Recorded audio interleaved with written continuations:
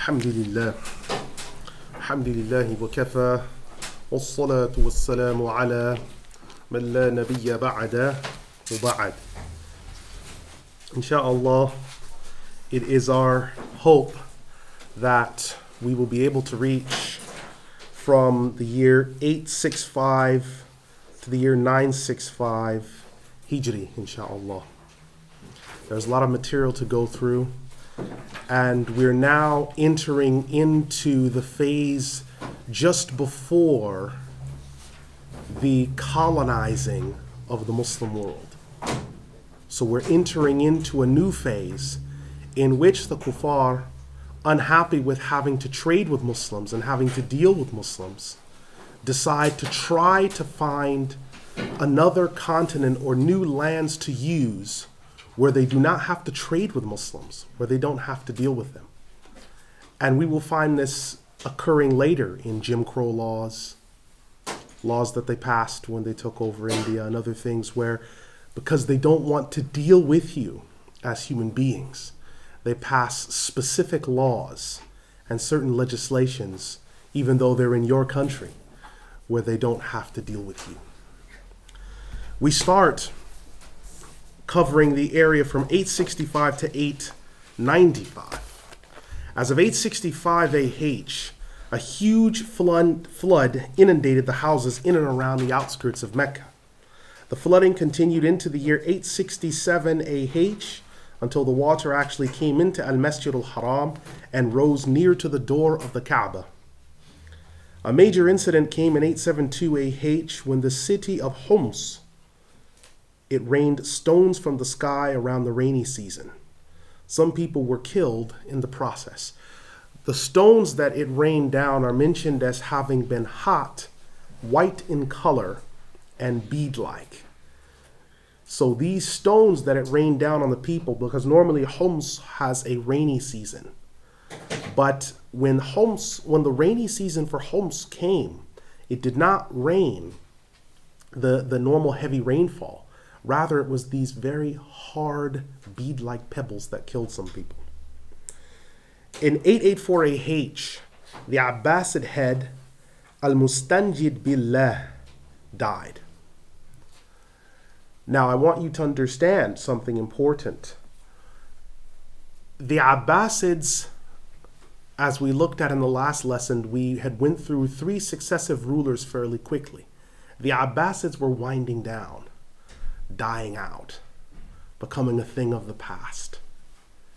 And because they were dying out, it's always Allah's way, when a horrible tragedy befalls this ummah, that Allah always offsets it with something spectacular that happens.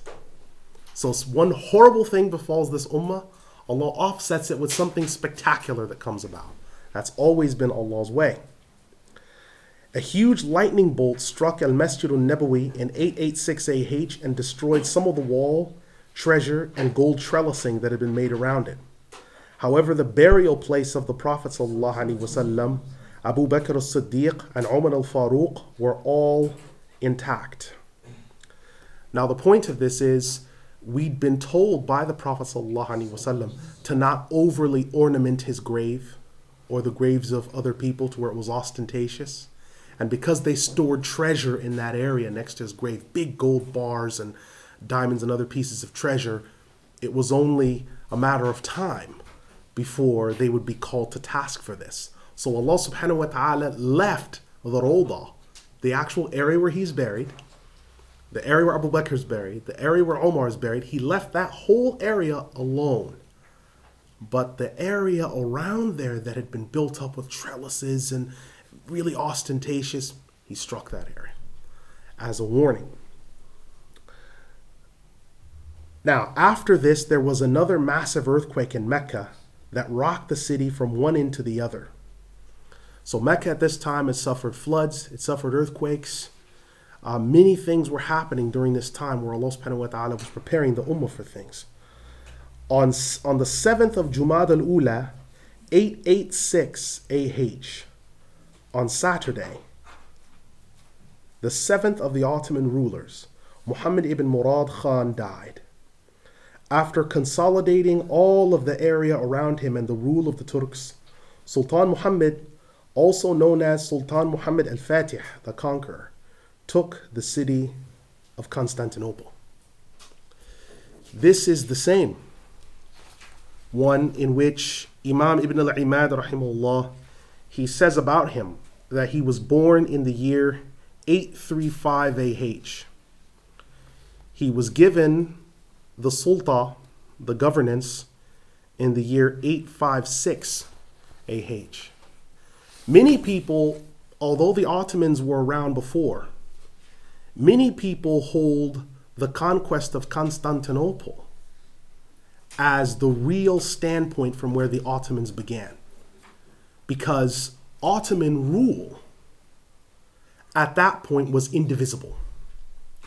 Because the Ottomans had all these areas around the Bosphorus, and there was that one section of Constantinople and the towns around it that were holding out, Ottoman rule was always contested.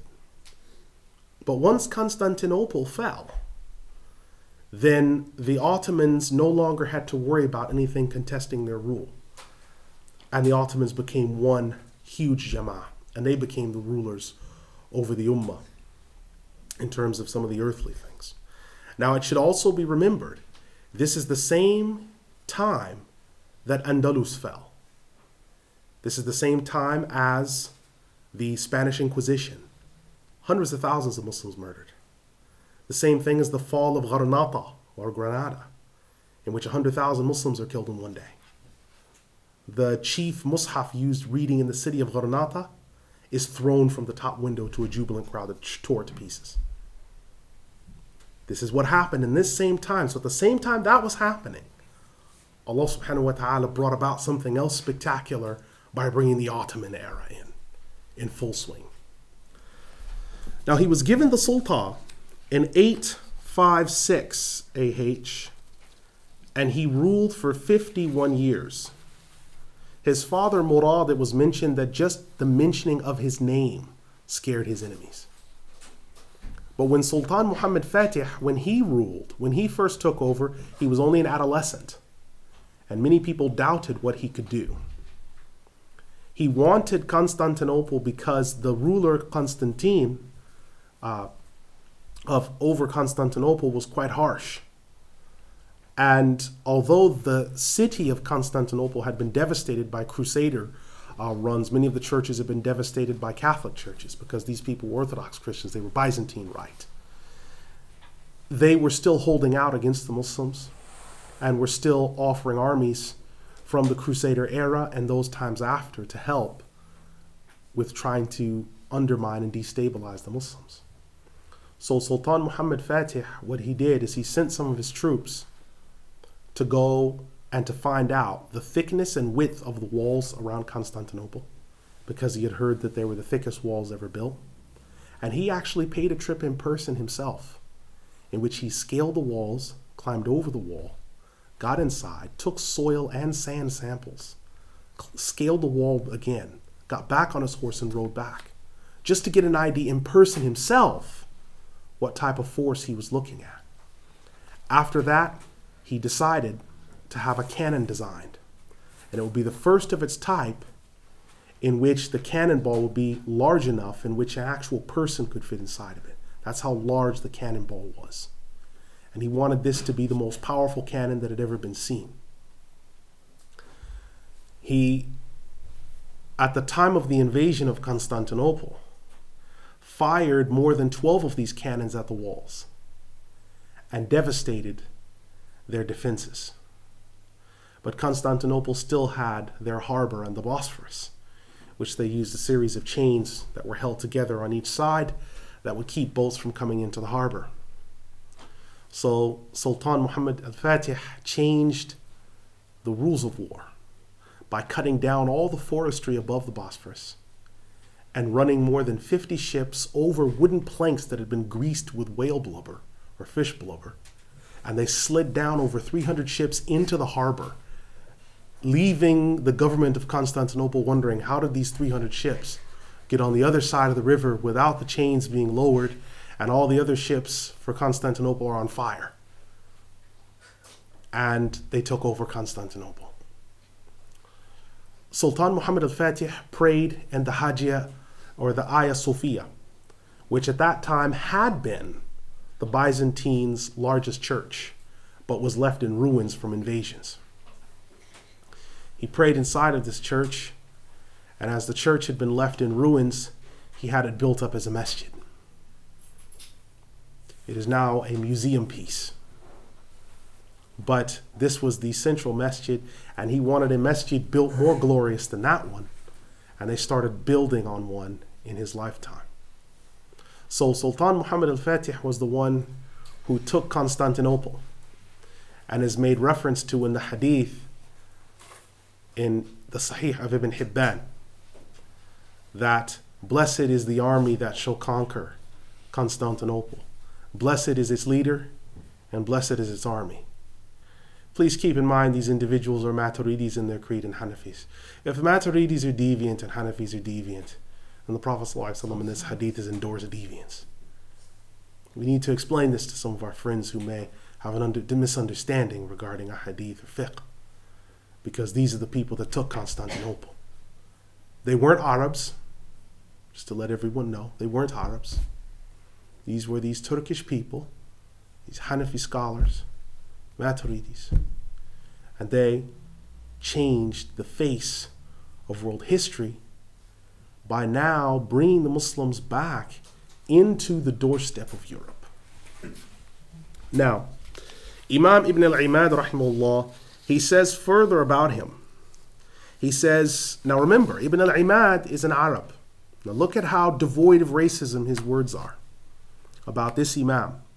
He says, in volume 9, page 516 to 517 of his work, Shadrat al-Dhahab, he says, quote, he was from the most noble and mighty of the sultans from the house of Uthman. He was a great king, a righteous man, great of manners and good of skill, the greatest of the kings in jihad, the strongest of them in perspicacity and hard work. He established his army on fortitude and righteousness. He trusted on Allah more than anyone else and depended on him more than anyone else we can think of in that time. He is the one who established the governance in truth of the Bani Uthman. He is the one who established the laws and jurisdiction of Sharia in the land that he took. He has numerous virtues that cannot be mentioned just in this place alone. He has numerous good qualities that can't fully be mentioned in this place by itself. And the virtues of what he has done could not fill the books in days and nights if we were to write. The impact of what he represents cannot be wiped away. And the years and epochs of time will never wipe away the achievements that he has brought about. His campaigns broke the backs of the cross of those wretched crusaders, those idol-worshipping demons. And he is that noble one who opened up the gates of the great city of Constantinople. His ships landed on the other side of the harbor, shocking them who had believed that their plans were above defeat. It is his army, their champions, that we are proud of, his men who were the real men. And they spent 50 days in the most severe and difficult trials, but they struck fear in the hearts of the kuffar and the rebellious sinners who felt weakness. Yes, this man is a sword of Allah that was unsheathed upon the kuffar and the sinful ones. Allah used him to break the backs of the kuffar and their kufr. He is the one that was patient, and he remained that way until Allah brought him goodness. It is also mentioned in historical reports that legions of angels came down on that day that were seen by witnesses, both Kafir and Muslim alike. And this also led to his victory.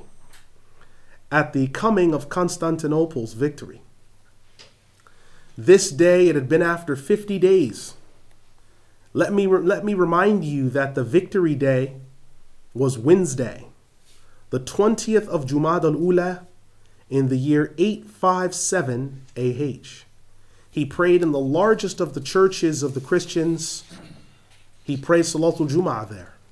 It was called the Hagia Sophia. It had a massive dome that resembled the sky in appearance. And he indeed had many signs and wonders that came on that day. He established Constantinople as a place for knowledge. He had much fear of Allah. He built numerous madrasas for knowledge, fortified the city with 8 gates, each easy to come in through, and sent the laws of jurisdiction and righteousness throughout there. Allah reward him with the justice and goodness of what he did. And Allah include him among the ranks of the righteous, because he had days of hardship and difficulty, but this did not stop him from achieving his objective. May Allah give him the goodness that he had of this dunya and what shall come in the hereafter, because he, may Allah have mercy upon him, made a place for the ulama to stay. From the houses that were in Constantinople and around those places, such ulama he made places for, like Mawlana Ali al-Qushaji, al-Fadl al-Tusi, and the great Alim Qurani, and others of the ulama of Islam, and the scholars like them. Istanbul became a hub of the dunya, and a place of goodness where people could look at. And it was gathered in there the people of righteousness and goodness, and its ulama till today are the greatest of the ulama of Islam. The people of goodness and righteousness and knowledge. The people that the laity come to when they have questions. And the heads of its household are the people of true righteousness. And so this person, the late Imam, is the one who did this holy action for us. And the amount of lives that he saved from the necks of the Muslims cannot be reckoned, especially the ulama that he helped. We will stop here just at this point because we cannot fully enumerate everything. But the kingdom and governance that he established is truly one of wonder indeed. Close quote. So that is the statement of Imam Ibn al-Imad, rahimahullah, the great historian, regarding this Imam. And so you must understand what he represents when he took over Constantinople, rebuilt the city, put it back on firm grounding. So he didn't just, as some people do, or as some civilizations do, or some nations do, they come and devastate a country, rape the women and children until there's no tomorrow, and then expect them to rebuild the damage that they did and to foot the bill for the war. It's not like some nations do. When we damage a country, we actually fix it. So he rebuilt and fortified the walls, put 8 gates around them, refortified the city, and brought the best of the ulama that he had in that area to that city. That is what the Muslims do. Now, once his victory was secure and all the Mediterranean basin, Fertile Crescent, and other associated territories were under the governance, it was decisively demonstrated that the Abbasid era was finished and no more. The scholars came and met with him, and upon his request, continued in governance and recognized the Khilafah Uthmaniyya as the dominant ruling force. The remaining symbolic Abbasid symbols faded into oblivion. So the Abbasid era was pretty much finished. It faded into oblivion. And nothing remains of the Abbasid era at that time, except for some of their buildings and some of their lineage.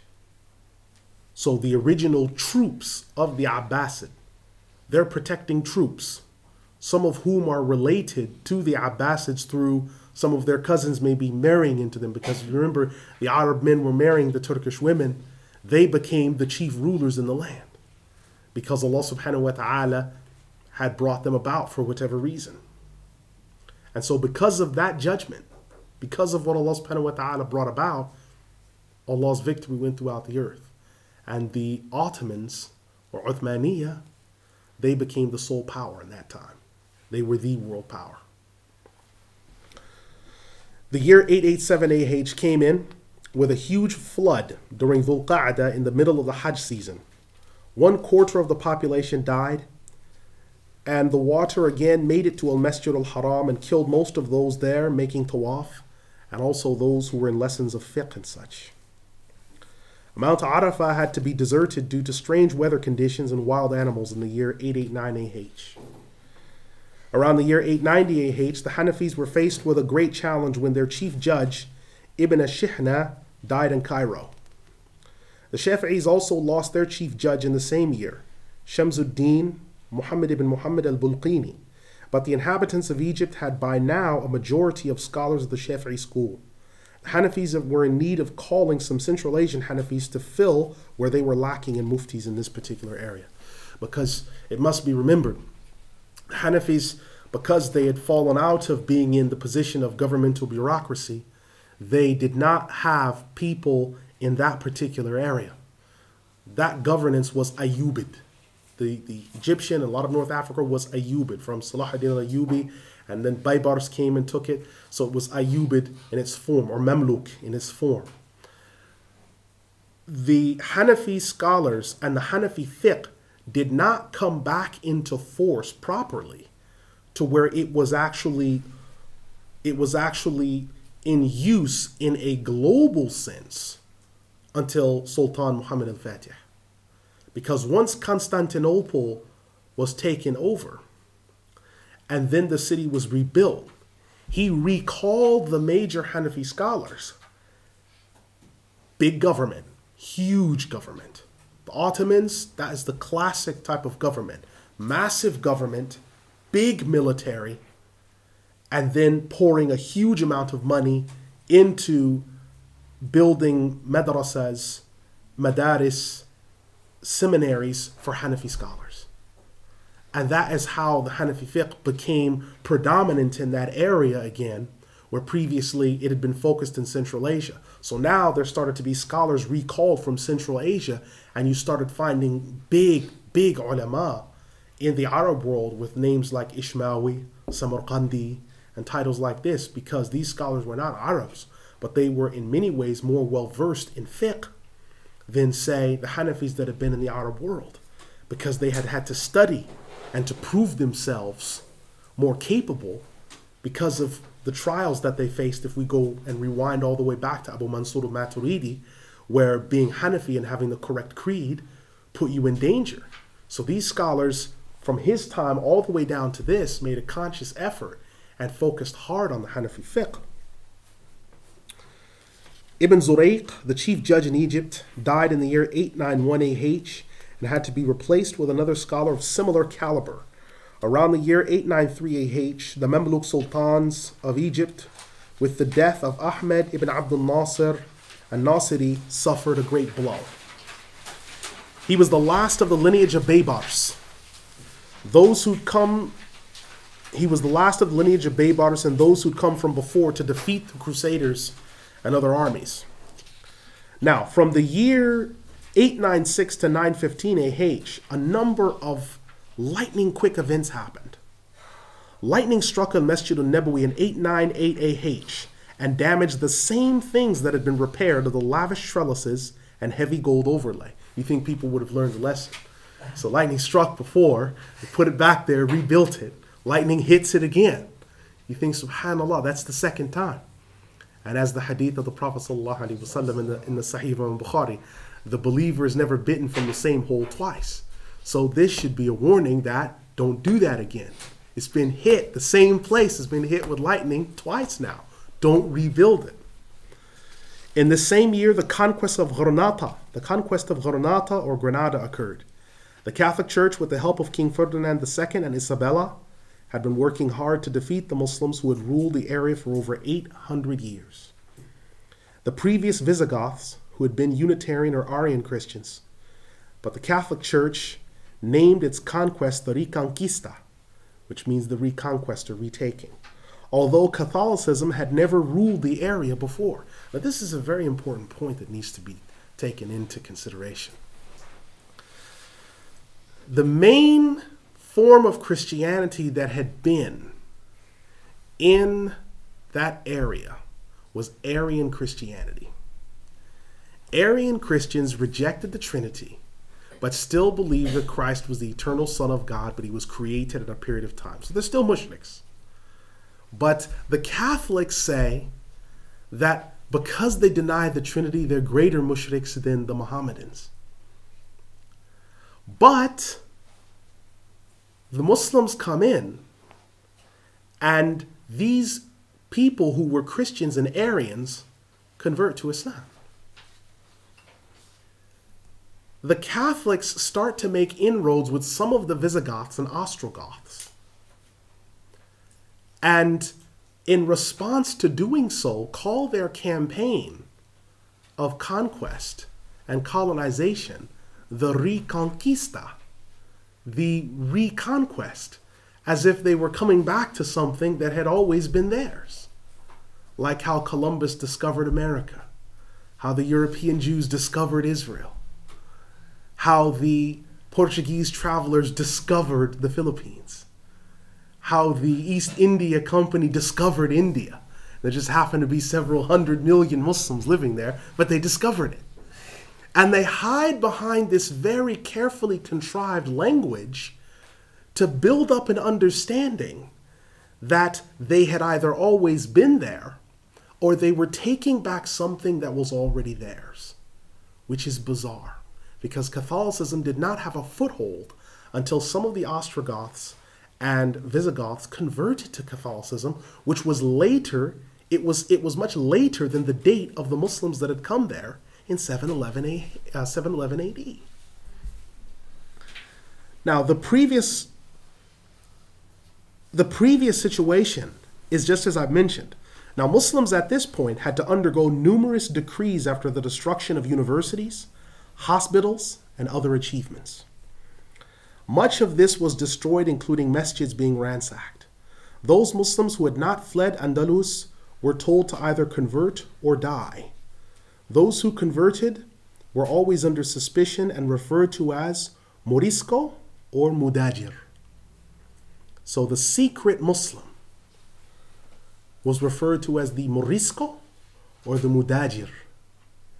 And those people, even though some of them had said, fine, I've been baptized, I believe that Christ's shed blood at Calvary was for me. I believe that he is the eternal word. For God so loved the world, he gave his only son so that they might not perish, but so they might have life. John 3:16, they believed it. But at home, Dhuhr continued as normal. Asr came in and Salah was done. When Jum'ah came, they stayed back from Mass.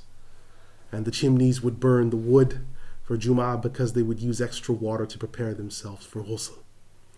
This created an issue.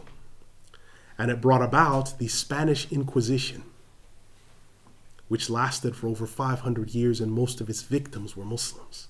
You may want to make a note of that, because much of what's mentioned, you'll often miss in history because it won't have the name Muslim on it. You'll think, well, where are the Muslims in all of this? You need to look for Morisco, Moor, M-O-O-R, and Mudajir. And when you start seeing numbers like 20,000 here, they culled 50,000 here, they culled 70,000 here. When you start looking at numbers like that, it gives you an idea of how many Muslims were murdered in cold blood. Fact about it is, as this was going on, as the Abbasid symbolic system was collapsing, Andalus was collapsing, the Abbasids were going up. Allah never, ever, ever leaves this ummah with that type of genocidal terror and doesn't also lift it up in another way. Never. There'll always be genocidal maniacs that will try to come after this ummah, but there will always be other people. I mean, wait till we get to Mao Zedong and the disappearance of 40 million Muslims, or Hitler and the disappearance of 12 million Muslims, or Joseph Stalin and the disappearance of 36 million Muslims. Wait till we get to those people. And you see the trials that this ummah goes through, but Allah blesses them. More Catholics and noblemen were brought into the country to settle abandoned houses that the Muslims had left. Important point. The same thing was done in the 1890s to the 1920s in what we're now calling the State of Israel. The same thing was done from abandoned Cheyenne, Apache, and Arapaho houses by American settlers brought in from England. Notice a pattern? They may be different races, but kufr's face is always the same. So the houses that were abandoned, they weren't sold to them. They weren't given to them. Houses abandoned by Muslims fleeing that area under pain of death. They brought in settlers, who they call citizens or new people or homesteaders or pioneers. Immigrants, they call them. Populated these new areas, which did what? Bolstered the Catholic population. A number of decrees were brought into force. Number one, if anyone is doing any bathing or washing on Friday, he will be killed, as he is a crypto-Muslim. Number two, anyone staying back from mass services on Sundays and Wednesdays will be killed. And number three, all signs of Islam are to be obliterated. The most celebrated theme was when the conquistadores, soldiers, made it to the Tower of Alhambra and tossed the Quran out of the window to a jubilant crowd. So the very large mushaf, tossed it from that window down to a jubilant crowd who quickly tore it to pieces. This happened in different areas. You want to understand interfaith, what that means? This is the reality. Now, you should understand as well, if you want to really do in-depth research, I would advise you to contact your local library and to read up on the Spanish Inquisition if you want to do any really in-depth research. And if you find out how many Morisco, Mudajir, Moorish people were killed, well, you'll be surprised at the numbers.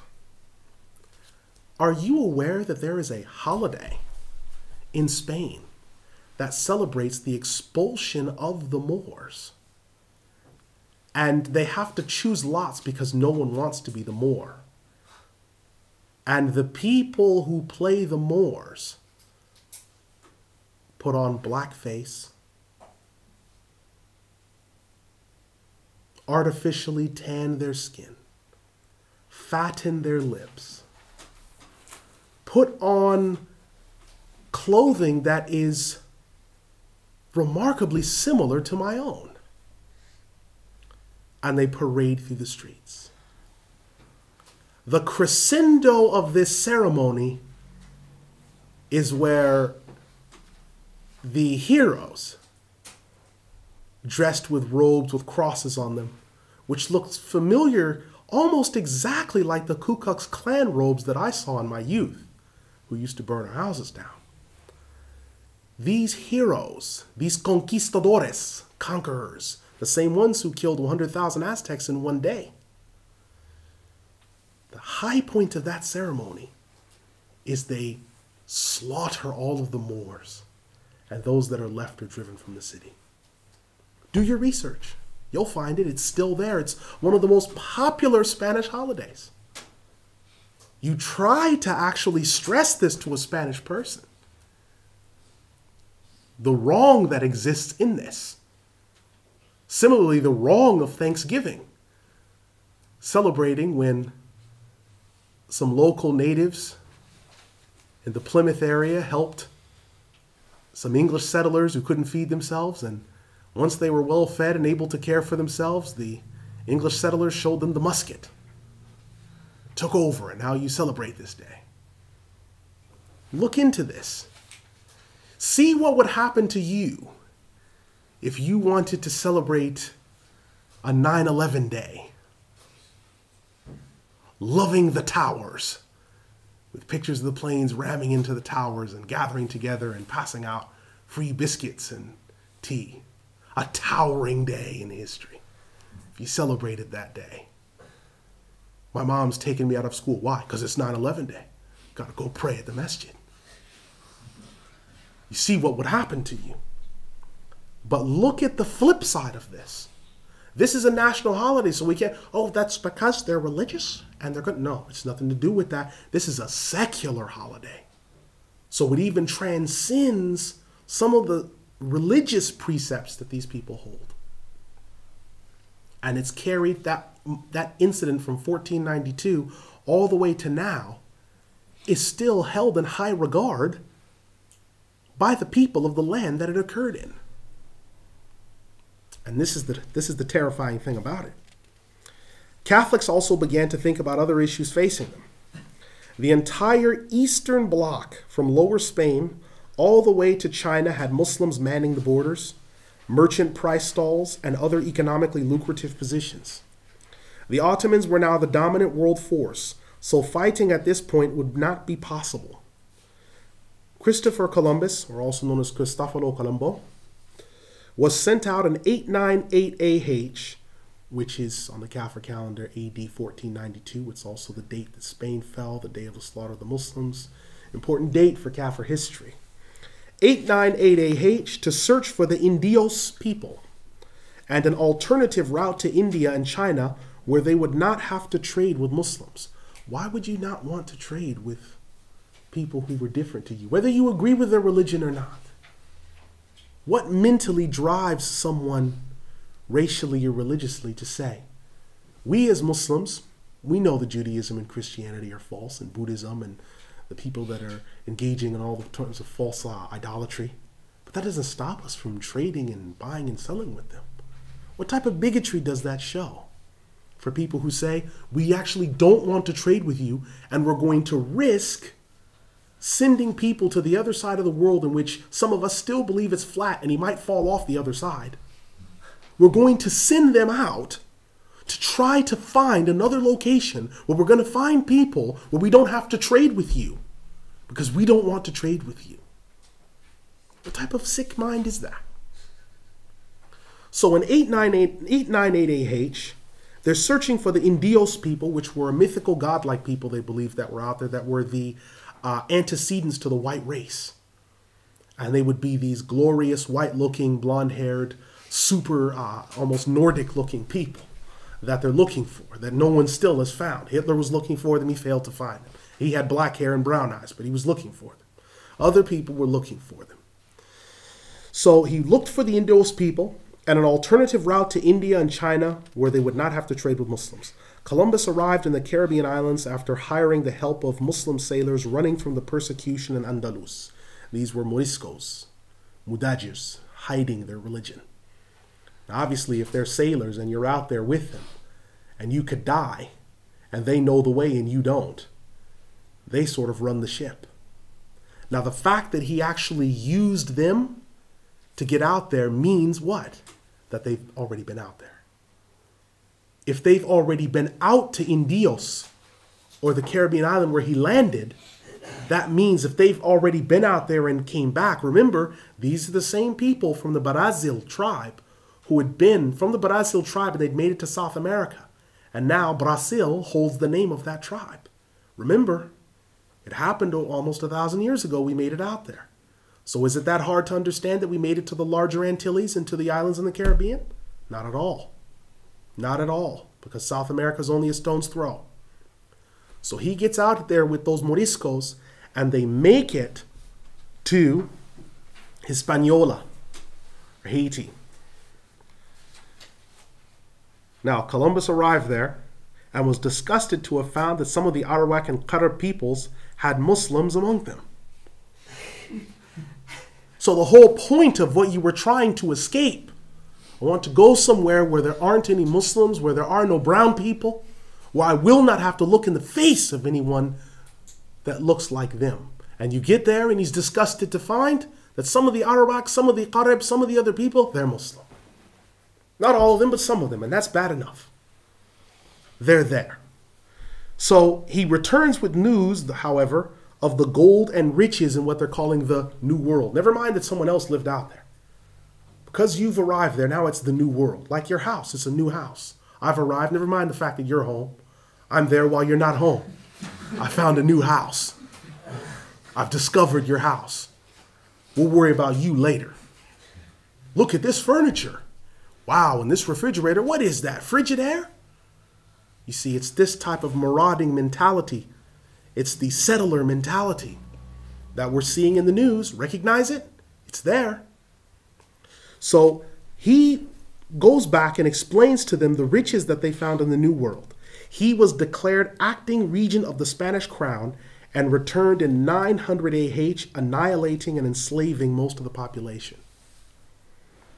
It is of note to mention that the Spanish Inquisition was now in full swing, most of those persecuted being Muslims. So now you have the Spanish Inquisition, the collapse of Andalus happening in one area, and the beginning of a campaign into Central America and what would later become the United States by Cristoforo Colombo or Christopher Columbus. So he sets foot on dry land. 1 year later, he comes back with an armada of 300 ships representing the crown, wipes out the people, takes the gold, but then they realize we've killed everyone, we've got no slave labor. Now what are we going to do? That will then bring us into the huge, devastating ramifications of the Atlantic slave trade. But that will come next lesson, inshallah. Now, the Hanafi scholars began to organize in 899 AH at the newly named Ottoman capital of Istanbul, the former Constantinople. Remember the hadith in Sahih Muslim, a prophecy the Prophet ﷺ gave over 700 years before it happened, that Constantinople would be taken by the Muslims. That prophecy was fulfilled. So the prophecy in the Sahih of Imam Muslim, under the book of Signs of the Hour, under the chapter of the taking of Constantinople. It happened. There's another prophecy that mentions that it shall be occupied again. But at the time that it's reconquered, 6 months later, the Dajjal will appear out of that time, and after him, the Mahdi will appear. That hadith is in Sahih al-Jami'.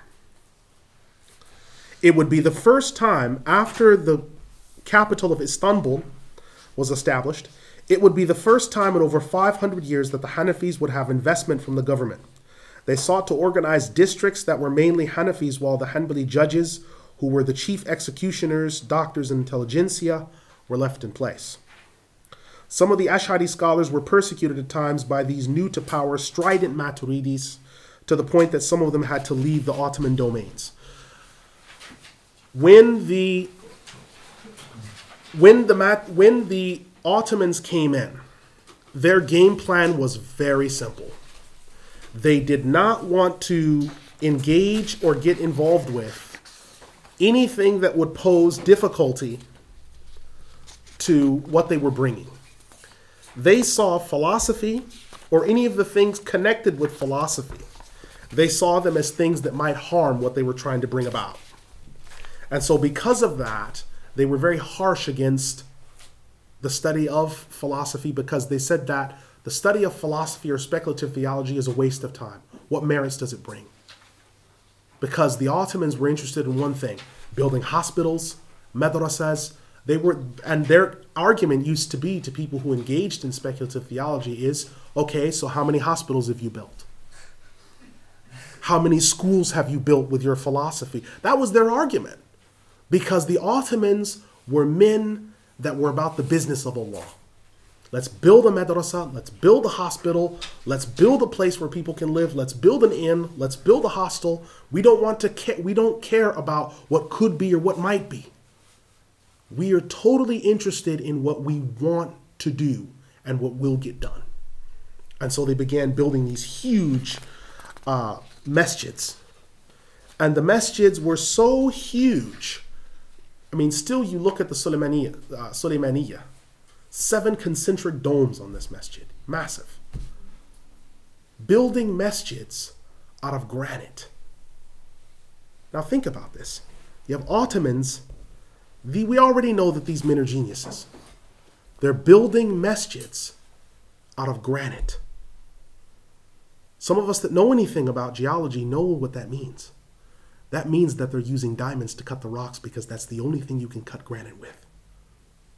So that means they're using diamond for industrial work to cut granite to make concentric domes and circles. If you look at how much design went into that, can you imagine what type of machinery they had? And supposedly we're in the medieval times.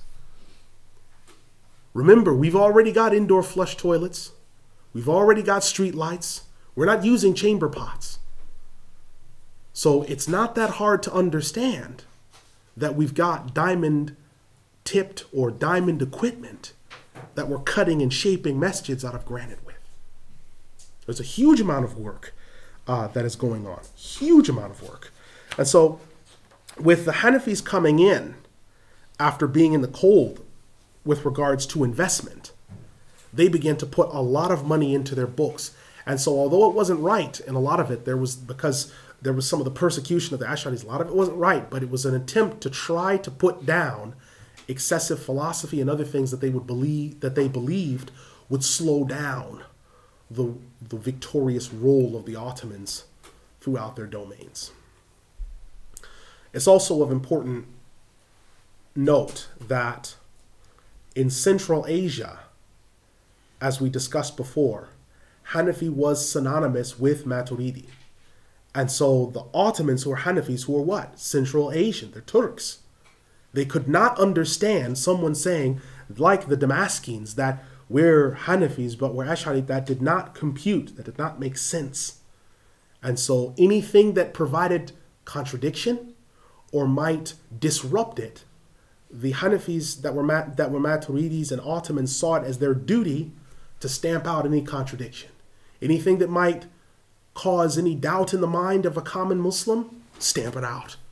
We'll worry about the consequences of it later. So even sometimes things that were valid difference of opinion, they were beaten down because we don't want this right now. Not now.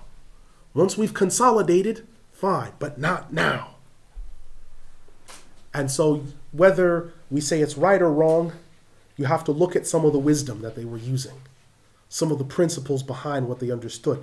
So the Hanafis shifted and moved to Istanbul.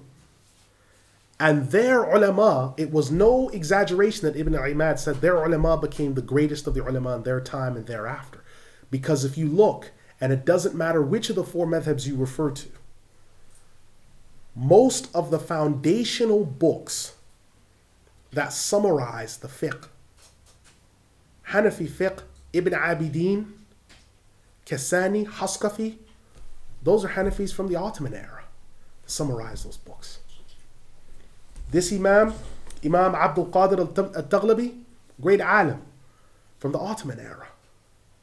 A lot of the Shafi'i books, the commentaries that have been broken down and summarized, Ottoman era. They produced some of the greatest scholars, and in addition to that, they produced some of the greatest scholars and men of ihsan. Who can say that the Naqshbandi Mujaddidiyya, the real Mujaddidiyya that the Ottomans were, look at what they produced. Look at the type of scholars they made. Diyauddin Khalid al-Baghdadi, one of the greatest Naqshbandi ulama that ever lived. Imam Dawood ibn Sulaiman al-Khalidi, one of the greatest ulama that ever lived in his time. Now, the challenge that they faced was this one.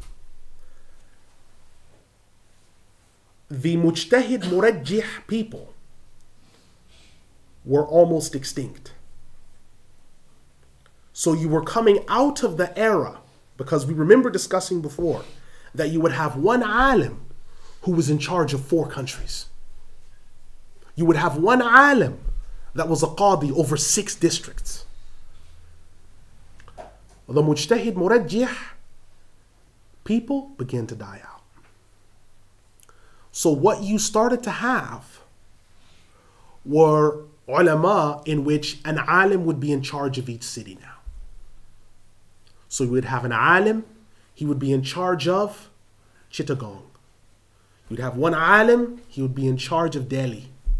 One alim, because the Murajjih people were getting so thin and dying out that you did not have the same caliber of people to replace them. And the Mukharrijun, those people, the Mujtahidun and Mukharrijun, the people that make fatwa for new incidents that happened, were busy dealing with all these new incidents because of the Ottomans coming into power and all the new things that happened with them coming in, that some of the basic masail that the layman had They couldn't deal with those. Not because they didn't have the ability, but because of time. You don't come to a mujtahid mukharrij about, I have a question about wudu. These are people that are dealing with issues that impact the entire ummah. They're known as the marja'. The marja' means the authorities that people turn to. These are the people that meet, that decide global issues for the whole ummah. They're not the people that you come to and say, yes, I had a question about if your wife is disobedient. I have a question about if your husband's disobedient, is allowed to hit her back, or whatever else, or if your wife is disobedient. You don't ask them these questions, because those people are there for the wider issues. It's the local mufti of a city or a province that you say, Mufti so-and-so, such and such has happened. What do I do about this? They're the people that cover it. So that's what happened. The Hanafis had to come in from the cold. Yemen, later decades, would see that these fissures between the Ash'ari and Maturidi scholars were repaired over time by them working together on collaborative efforts. Yemen rejoiced in the year 901 AH when for the first time the seminal commentary of Imam Ibn Hajj al-Asqalani, Fath al-Bari, was brought to them from Mecca. Previously, muftis there had been concentrating on fatwa and resolving difficult disputes. But now the heavy research turned towards hadith, the different gradings, and resolving contradictory reports. So what happened is the people that were focusing on fatwa, they had not seen Fath al-Bari, the commentary. They'd heard of it, but they'd not seen it. So Imam Ibn Hajj al-Asqalani's book is brought to them. You know, he's a major Shafi'i scholar, and they're Shafi'is. They decide that they're going to act on what's within that book. And the emphasis switches from fatwa to looking at hadith. If you go to Yemen today, Tarim, Hadramaut, wherever, you'll see now the big emphasis is on hadith, hadith, hadith, hadith. Heavy emphasis on hadith, this, hadith, that. Fiqh is there, but there's emphasis on hadith. Now, that's the case. But you go back then, all those hundreds of years, the emphasis was in a different area. So Ibn Hajar's book changed the face of things. The answer to Ibn Hajar's book, Umdatul Qari, changed the debate between Hanafis and Shafi'is, because when some of the Hanafi laymen read that book, some of them felt energized by the proofs that were within it and began to try to debate. So you'd find Imam Ibn Hajar or other Shafi'i ulama in their class. These are qadis, judges. And there would be laymen in the class saying, yes, but our Imam Al-Aini, he says that this statement that you've quoted is not true. Or he says there's another hadith. These are laymen. But they wouldn't denounce them because they know that they feel that himmah because of the knowledge that they have now. So they felt confident. And so they used to circulate these rumors by some sheikhs that, yes, the Shafi'i madhab, it's all based on weak hadith, and they don't have any real knowledge, and Hanafis are the only ones with strong hadith, because there used to be this big rivalry between, there still is in some ways, this rivalry between Shafi'is and Hanafis. Most times it's been quite amicable, but sometimes it's flared up where they've like damaged each other's minbars or they've destroyed each other's minarets.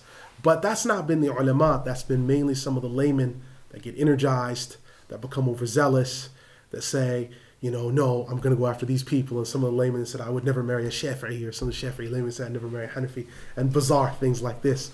But these are things that come from the himma or the himaya of laymen. Don't come from scholars. No scholar in their worth their salt is going to tell you, hey, don't marry this person because of their fiqh. This is ridiculous. Now, further to this, we see that a comet appeared in the sky at the beginning of 906 AH after rising first in the land of Najd in Arabia. A huge earthquake then rocked the city of Aden in 908 AH, and then a massive fire started thereafter. 909 AH brought with it the Imam Abu Bakr al-Idrus al-Shadhili's death. He had been praying for a way to help him stay up at night, or to be able to wake up for a tahajjud prayer. Imam Abu Bakr al-Shadhili believed that victory came when he discovered, quite by accident, coffee beans in the land of Yemen. After grinding them and drinking it, he was able to stay awake at night. News of this spread, and soon coffee was in further parts of Yemen, Al-Hijaz, Sham, Egypt, and the rest of the Muslim world. A huge debate then erupted, with some scholars, particularly Shafi'is, taking the position that it was impermissible. Some of the scholars who held this position include Imam Shahabuddin al-Ithnawi, Imam al-Qutb ibn Sultan al-Hanafi, and Imam Ahmed ibn Abdul Haq al-Simbati. Most held the position of permissibility, although they split into two camps, one believing it to be strongly disliked and another believing it to be permissible without anything disliked attached to it. So when coffee came about, there was a huge dispute because they saw that when people were drinking it, they were getting a reaction from it, like a stimulus. It's a stimulant. And when they saw this, that people were staying awake, and they saw that people started to open what were called speakeasies. So they would gather together in what looked like small cafes in the back of a madrasa or in the back of some place, in the back of a market. And they would sit down and drink coffee and talk about the politics of the day and these other things. And they would drink 3 or 4 cups of that and not eat. And the adhan would go by and they wouldn't heed it, right? And it got to the point where some of these people began to say that they can't live without coffee. That if they don't have coffee in the morning, they won't be able to survive. Do you now understand then why some of the ulama said, well, this is clearly an intoxicant, this is haram? Do you understand that? And why most of the ulama went to the position that no, it's permitted, although they split into two camps regarding it being permitted. Some of them saying that it's permitted, but it's disliked because you'll develop an addiction towards it, and it takes you away, and it can be an addiction like an addiction to other things that are impermissible. Some of them saying, no, that's not the case at all. But you need to understand the effect that it had. So people would open these speakeasies and they'd gather together and they'd drink coffee out of these big mugs. And they'd sit down and talk about politics and other things and play backgammon. And so they'd be playing backgammon and drinking coffee, and the adhan is blasting away and they're doing all these other things. And so the backgammon, and they're fighting over who won because they can't remember who rolled the dice last because they've had 3, 4 cups of coffee and their eyes are bloodshot. And all these other things are happening to them. Because remember, there was no cafe au lait. There was no espresso. There was no Americano. Coffee back then was uncut. Coffee was uncut. So you took the coffee, you crushed the beans, and you boiled it, you percolated it, and you drank it straight. You'd have it with sugar, but there was no cafe au lait. So you're having coffee straight. If you have any doubt in your mind about why some of these ulama pass the fatwa that they have, I personally defy you to go and buy a container of Folgers. To take out 1 scoop, don't put it in the coffee machine maker, put it into the cup. To pour hot water into that cup to stir it, and to drink it straight as it is. And to see the effect that it has on you from that moment up until an hour or 2 hours after. And I guarantee there will be a noticeable change in your alertness, your reflexes, and everything. And it's for that reason that why you have a minority of ulama, including some Hanafis, that said it's haram. Mainly Shafi'is that said it. But that's why. Most of the ulama went to the position of it being valid, while they split into two halves, whether it's disliked or not. But you need to understand this. And that's why it wasn't until the early 20th century that you started finding coffee cafes in the Muslim world. Because it was seen as something that low-class people did. That they sat in a cafe and drank coffee. You know, it's like you were someone uncouth. You know, your mother didn't raise you right. You came from a bad family. You were walking on the wrong side of the tracks. You fell off. And the reason why they held that position is you found that the people that were involved in the coffee and these speakeasies, they did neglect their salah. They did play a lot of backgammon. They didn't heed the call of the adhan. And they didn't pray regularly enough. You see, the ulama are looking far beyond what you and I normally look at. We just take it for granted. Buy a big container of Folgers. We just take it for granted. But the ulama don't take things for granted. So although this imam had a noble intention, you see all of the things that it produced. You see 9010, you see 910 AH come, and there's a massive earthquake in Zabid and also Zayla in Yemen. The severity was so great that some people fled to the desert out of fear. It's reported that the aftershocks were greater than the earthquake itself. A hurricane then hit Zabid in the year 911 AH and left cities around the area deserted. There were large-scale aerial disturbances in 915 AH, with some of the constellations lighting up and moving very quickly, some of them swirling. Some of the astronomers examined these phenomena and concluded that this must be something that occurs through time. It carried on for 10 or more nights and then dissipated. You may care to make a note of the fact that some of these scholars, including Ibn al-Imad, also said that they were citing objects that were moving through the night sky. So you should not understand that unidentified flying objects or aerial disturbances are something that just belong to wacko people in Skokie, Oklahoma or Illinois. It's something that existed, that was seen by the most knowledgeable of people. And that shouldn't be hard for the Muslim to understand, because Allah says in the Quran that He created what you know and ma la ta'lamun, and what you don't know. And the ulama, like Ibn al-Jawzi and others, state that this is proof that there are other creations besides those that Allah mentioned by name. So it shouldn't be that hard for us to understand that if we know that there are 7 universes, that angels are moving in between these, and that there are jinn, and within jinn there are demons and other things. Well, it shouldn't be that hard, whether we calling them grays or greens or whatever, whether they exist or they don't, or whether they're just jinn. We should know that there are other life forms out there. Now, for other people, it presents a problem. The people that the search for extraterrestrial intelligence, SETI, the people that are always on the search, are there grays or not? Right? For us, as Muslims, we accept the fact that there is other life out there, because we found in historical accounts that they've been made reference to. It's not a problem for us. Now, whether or not they resemble E.T., like in the Robert Zemeckis film, or whether or not they resemble humanoid, or whether they're silicone-based or whatever else, is totally irrelevant to us. Because if you look at most of the people they've abducted, I've not heard of a Muslim being abducted yet. It seems to be the people with the Shahada of La ilaha illallah Muhammadur Rasulullah aren't very interesting. And we also don't get tortured or tested for pregnancy either. It seems that the main people that get snatched happen to either be Americans or Swedish people. I don't know why the reason is for that, but Muslims don't get snatched. We see them, but we don't get taken. Maybe there's a correlation, I don't know. But we certainly accept the fact that there is that out there. There are other creatures out there. There is a whole nother life that's out there that we don't see. That's absolutely true.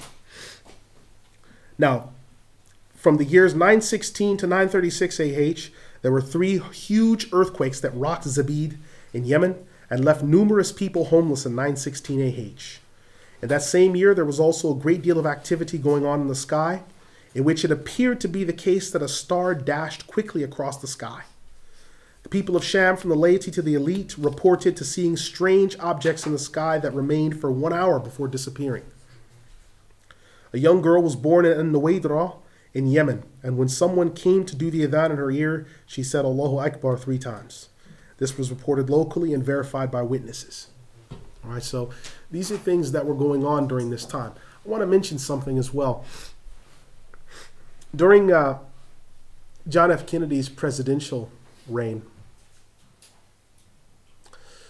it was reported in newspapers, and you may have to do a microfiche search to document and check this yourself, that strange-looking warships entered the American airspace above the White House and were flying within their airspace. They scrambled the best jets that America had. Remember, this is the greatest country on earth, undefeatable. And they clocked these warship appearing objects doing right angle turns at 8,000 miles an hour. And they disappeared out of the airspace.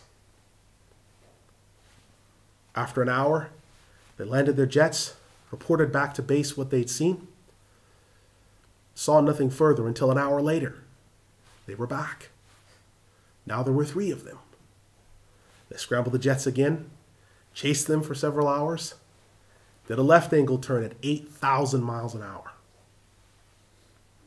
If you did that in any jet that we've got, at anything over several hundred miles an hour, you'd probably break to pieces, never mind 8,000. They describe them as having opaque windows, not having any landing gear, saucer-shaped. Same process happened the second time. The third time they came into the airspace, and they scrambled the jets, and this time decided to fire upon them. But they could not get close enough to actually fire upon them where they could be within shooting distance. And they chased them throughout other nations' fly zones and couldn't catch them. So not only did they fail to catch these unidentified flying objects, but they now violated the territorial integrity of 3 other nations and had to deal with complaints from them.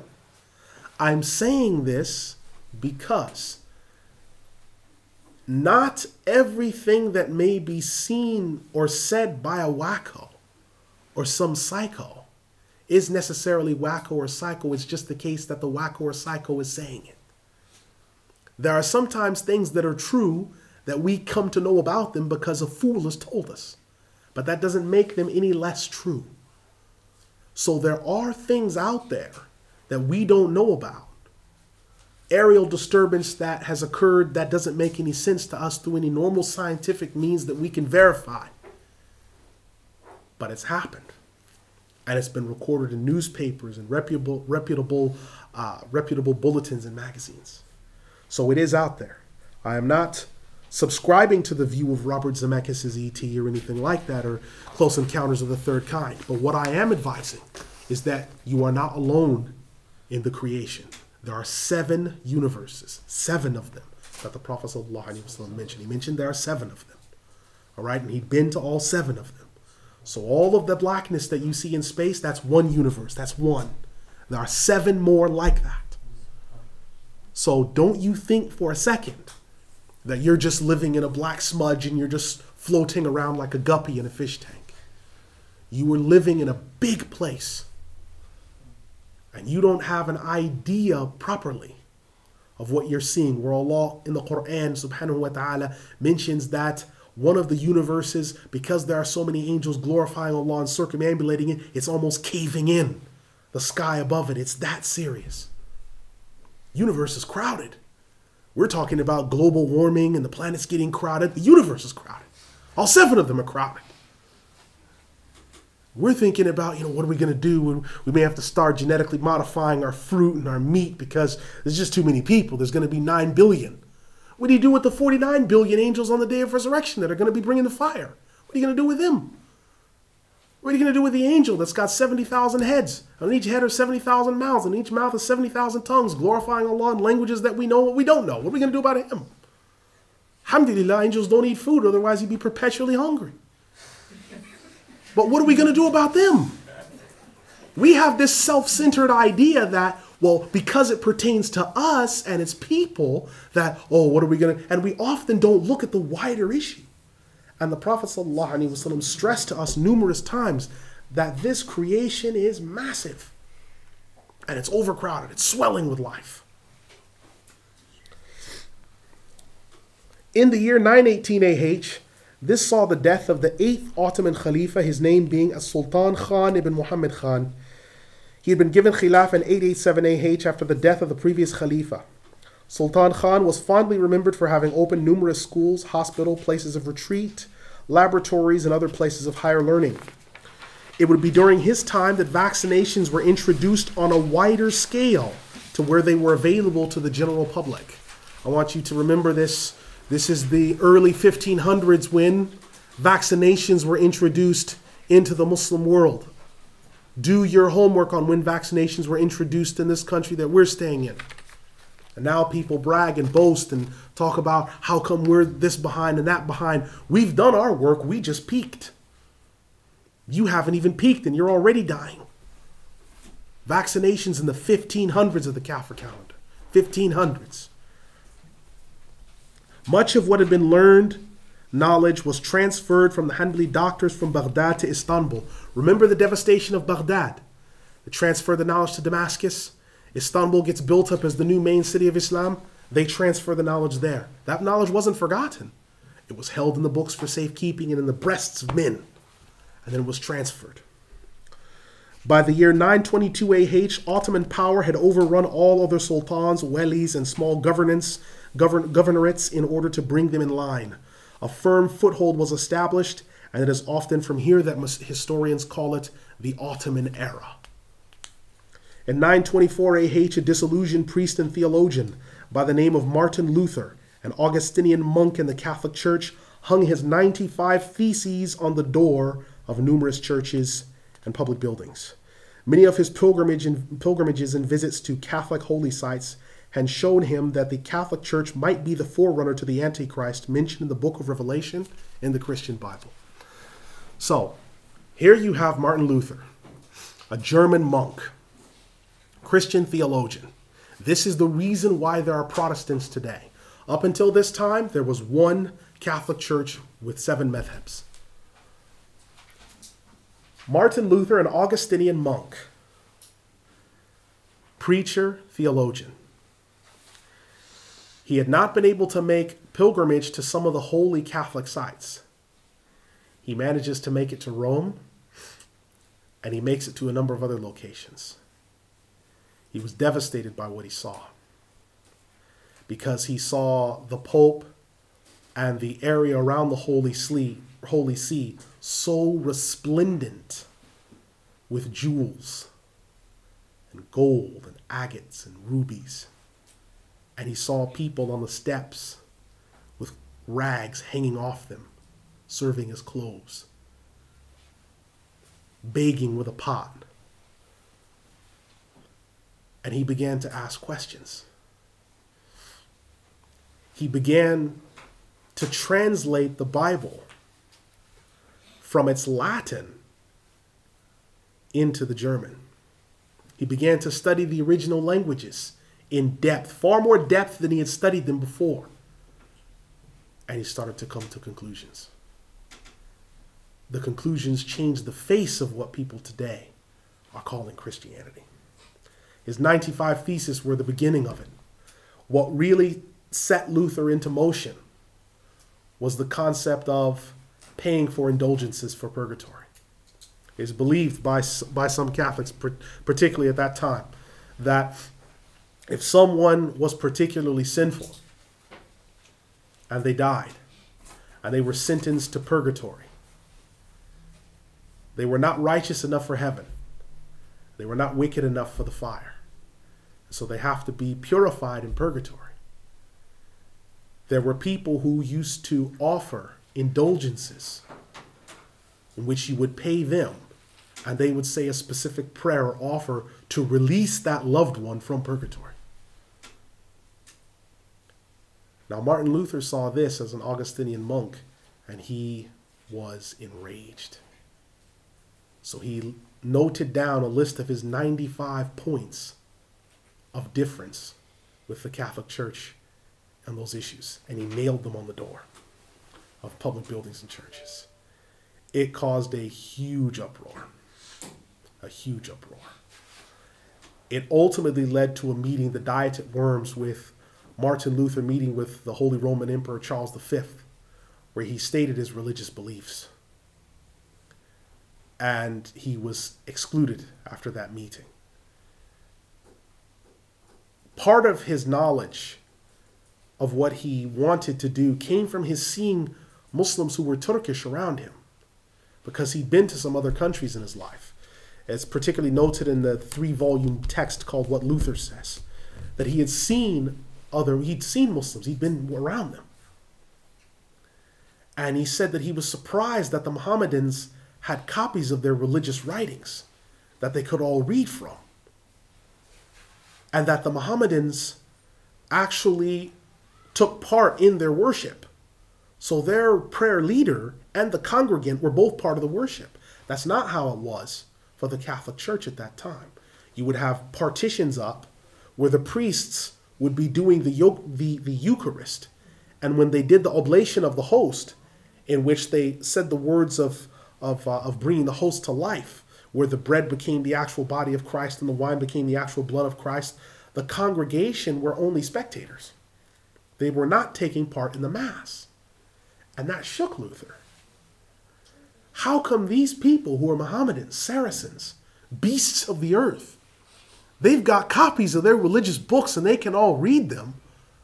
Their worship seems so clear and to the point. These people who don't even believe in Christ, he stated, seem to have more access to their religious documentation than we do.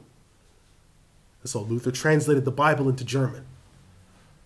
But in the course of doing so, met huge opposition from the Catholic Church. He came with the doctrine of the 5 solas. One of the solas is sola fide, that salvation is by faith alone, by Christ alone, by grace, through grace. That was one of the solas. The other sola was sola scriptura, which means that we only take what's from the Bible. We don't take anything else that's from there. This put him out of the orbit of Catholic theology because he rejected the tradition of the Catholic Church. He then came with the position that made him infamous, where he said that the Catholic Church and the Pope is the forerunner to the Antichrist, mentioned in the book of Revelation. He is the beast, mentioned in the book of Revelation. The 666 is him, the Pope. And he began cross-referencing these examples of the Pope to different historical epics that had happened in history, which is pretty convincing. I don't argue with that point. Maybe he is a forerunner to the Dajjal. Maybe, because a lot of the points that he connected made sense. And so Luther came into direct confrontation. And from there, he was called Protestante, or heretic, or Protestant. We're calling Protestant. Protestante was normally a word used for heretics. But Protestant is now, if you ask someone today in this country, are you a Catholic or a Protestant? I'm a Protestant. Okay, you've admitted you're a heretic. It's like if you ask a Muslim, are you a Sunni or a Mubtadi'? I'm Mubtadi'. No Sunni in his right mind would say that. But Protestants say, yes, I'm a Protestant. And it changed everything. Now, in the course of bringing about Protestantism, Martin Luther, he started rechecking all the books of the Bible. And he concluded that some of the 81 books or 73 books, whatever was in the Douay canon, were not from God. He said the book of James was not scriptural, and hence was not revelation. In the early part of his career, he disputed the book of Revelation until he found the part about the beast and the Antichrist. And then obviously that must be scriptural. He also used to abstain from pork and other foods and advised other Christians to do so and to try to avoid wine as well. You get the feeling this man was around Muslims for a period of time. His translation of the Bible into the vernacular of German and not the Catholic Latin spread like a fire. You have unique traits among the Protestants that include the following: usury or interest being permitted. He was the first one of the Christian church to declare riba halal. When Henry VIII broke with the Catholic Church because of the issue of his marriage, he went straight into the Protestant Reformation. People used to die in the streets here before they would deal with riba. Henry VIII and Cromwell made it possible for riba to be halal here. Prior to that time, it wasn't. The Catholic Church would not allow people to trade in riba. The only people that were allowed to trade in riba was Jews because they said they're cursed. And we don't do any trading with them, and they sealed them up in ghettos. The Catholic Church did not trade in riba. So when the Protestant Church began to trade in riba, the Catholics said this is one of the clear proofs that these people aren't Christian. They reject Christ because they quoted several passages from the New Testament, not the Old, from the New Testament that they believe were proofs that the Prophet Isa, according to their books, said that one must not trade in riba. These are their books. Number two, concubinage and the issue from it is legitimate. All right? Concubinage. The Catholic Church did not allow people to just take on mistresses or concubines, and the issue from that to be legitimate. This is part of what happened with Henry VIII. All right? The Protestants allowed it. Number three, every Christian is duty-bound to read the Bible for him or herself with the guidance of the Holy Spirit and come to conclusions on all faith matters. All right? These three issues are what created a huge fissure. At this time, you had Martin Luther, Knox, Calvin, Zwingli, and the other Reformation fathers, which will probably come up next lesson, inshallah. But these were the people that are responsible for why today there is an Anglican church, there is a Baptist church, there is a Peace Lutheran, Pentecostal, Oneness Pentecostal, Universal Pentecostal, Foursquare, right? Church of God in Christ, Episcopalian, right? All Saints Church, all these different churches. Most of that is coming from the Protestant Reformation. Jehovah's Witnesses came out of the Protestant Reformation. Mormons came out of the Protestant Reformation. Although they would say, no, we didn't. We have brought about Christ's successful invigoration of his doctrine. Yes, but your books are based upon the King James Bible, and that's Reformation. So they came out of the Reformation. They dropped certain books from the Christian canon. So you'll notice the Protestant Bible has 66 books. But the Douay canon of the Bible has 81. Some Catholic ones have 73. The Ethiopian Orthodox, 81. Coptic Christian, 100. You do the math. We've got 114. I don't know about them, but we've got 114 surahs. 933 AH came with Charles I of Aragon decreeing that all Muslims must convert or die within his jurisdiction. Those who had been forcibly converted before some 5 years ago could be exempt from this decree. So if you'd been forcibly baptized by pain of death and you became a Christian 5 years before that, you're fine. Don't worry. This threat is not for you. It's for the other ones who haven't come forward that we've threatened. It's for them. Charles I of Aragon. As the drug trade rose due to Frankish expansion into areas around the Middle East and Western Europe, Muslims in 966 AH had to face the menace of hashish. It had been in the Muslim world, but it was now given commercial respect by some traders who used to sell it at the same speakeasies that they had for coffee. And this is very important now, because now speakeasies are going just from coffee and backgammon to hashish now. So they're smoking hashish, they're drinking coffee, they're playing backgammon, they're neglecting the salah, they're not listening to the adhan, right? And these speakeasies, you may want to note this down, these speakeasies would crop up in the United States during the Prohibition era. You remember when alcohol was outlawed by the United States government during the Prohibition era? This is when Al Capone became a big kingpin because he began to trade heavily in alcohol and other drugs. And these speakeasies started to crop up during that time because they learned it from the people that were involved in speakeasies from years before, books that they'd read before, documentation they'd seen before. So the speakeasy is a phenomenon. Now, we have deaths during this time. Deaths during this time. We have Shihabuddin Ahmed ibn Muhammad al-Bulqini, Abu Alawi Abdullah ibn Abi Bakr ibn Abdul Rahman al-Yamani, who was the chief scholar of Hadramaut. Both these ulama died in 865 AH. This particular alim, Abu Alawi Abdullah, he's one of the patron saints of what we're calling the Ba'alawi tariqah. Some people may have heard of the Ba'alawi tariqah. Some people follow this tariqah. Right? He's one of the patron saints of the Ba'alawi tariqah.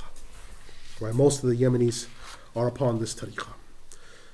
As-Sayyid al-Hasan ibn Muhammad ibn Ayyub al-Hasan al-Shafi'i, Khalaf ibn Muhammad ibn Sulaiman al-Ayyubi, who was the last of the Ayyubid rulers from Salah ad-Din and his brothers. Shamsuddin Abu al-Fath Muhammad ibn Ahmed ibn Abi Bakr al-Qahiri al-Shafi'i, all of these who died in 866 AH. Others who died in 867 AH include Burhanuddin Ishaq al-Baghdadi, the great-grandson of Sheikh Abdul Qadir al-Jilani. Abu Bakr ibn Muhammad al-Qalqashandi, who was a great Shafi'i from Jerusalem. Abu Sa'adat Sa'ad ibn Muhammad ibn Abdullah al-Hanafi, one of the great Cairo muftis. Zainuddin Abu Abdullah al-Qadiri, Ibn al-Razaz al-Matbuli, who was a Hanbali judge. Others who died in 868 AH are Alamuddin Salih ibn Sirajuddin al-Bulqini, the great Shafi'i judge. Jamaluddin Abdullah ibn Abi Bakr al-Humsi, who was the Hanbali judge in Homs. Abu al-Hasan Ali ibn Sudun al-Bashbaghawi al-Qahiri, the Egyptian Hanafi judge. As-Sayyid Yahya ibn Bahauddin al-Sharwani, Hanafi judge in Egypt in 868. Then we have ulama who died of 869 AH. These are Shihabuddin Ahmed ibn Muhammad al-Abbasi, Hanbali judge in Hama. And we have the Sultan Abdul Haq ibn Abi Sa'id al-Marini, who was the chief head over Fez in Morocco. You then have in 870 AH Burhanuddin Ibrahim ibn Ahmed al-Maqdisi, a Shafi'i judge. Ibn Abi Sa'ud al-Shafi'i.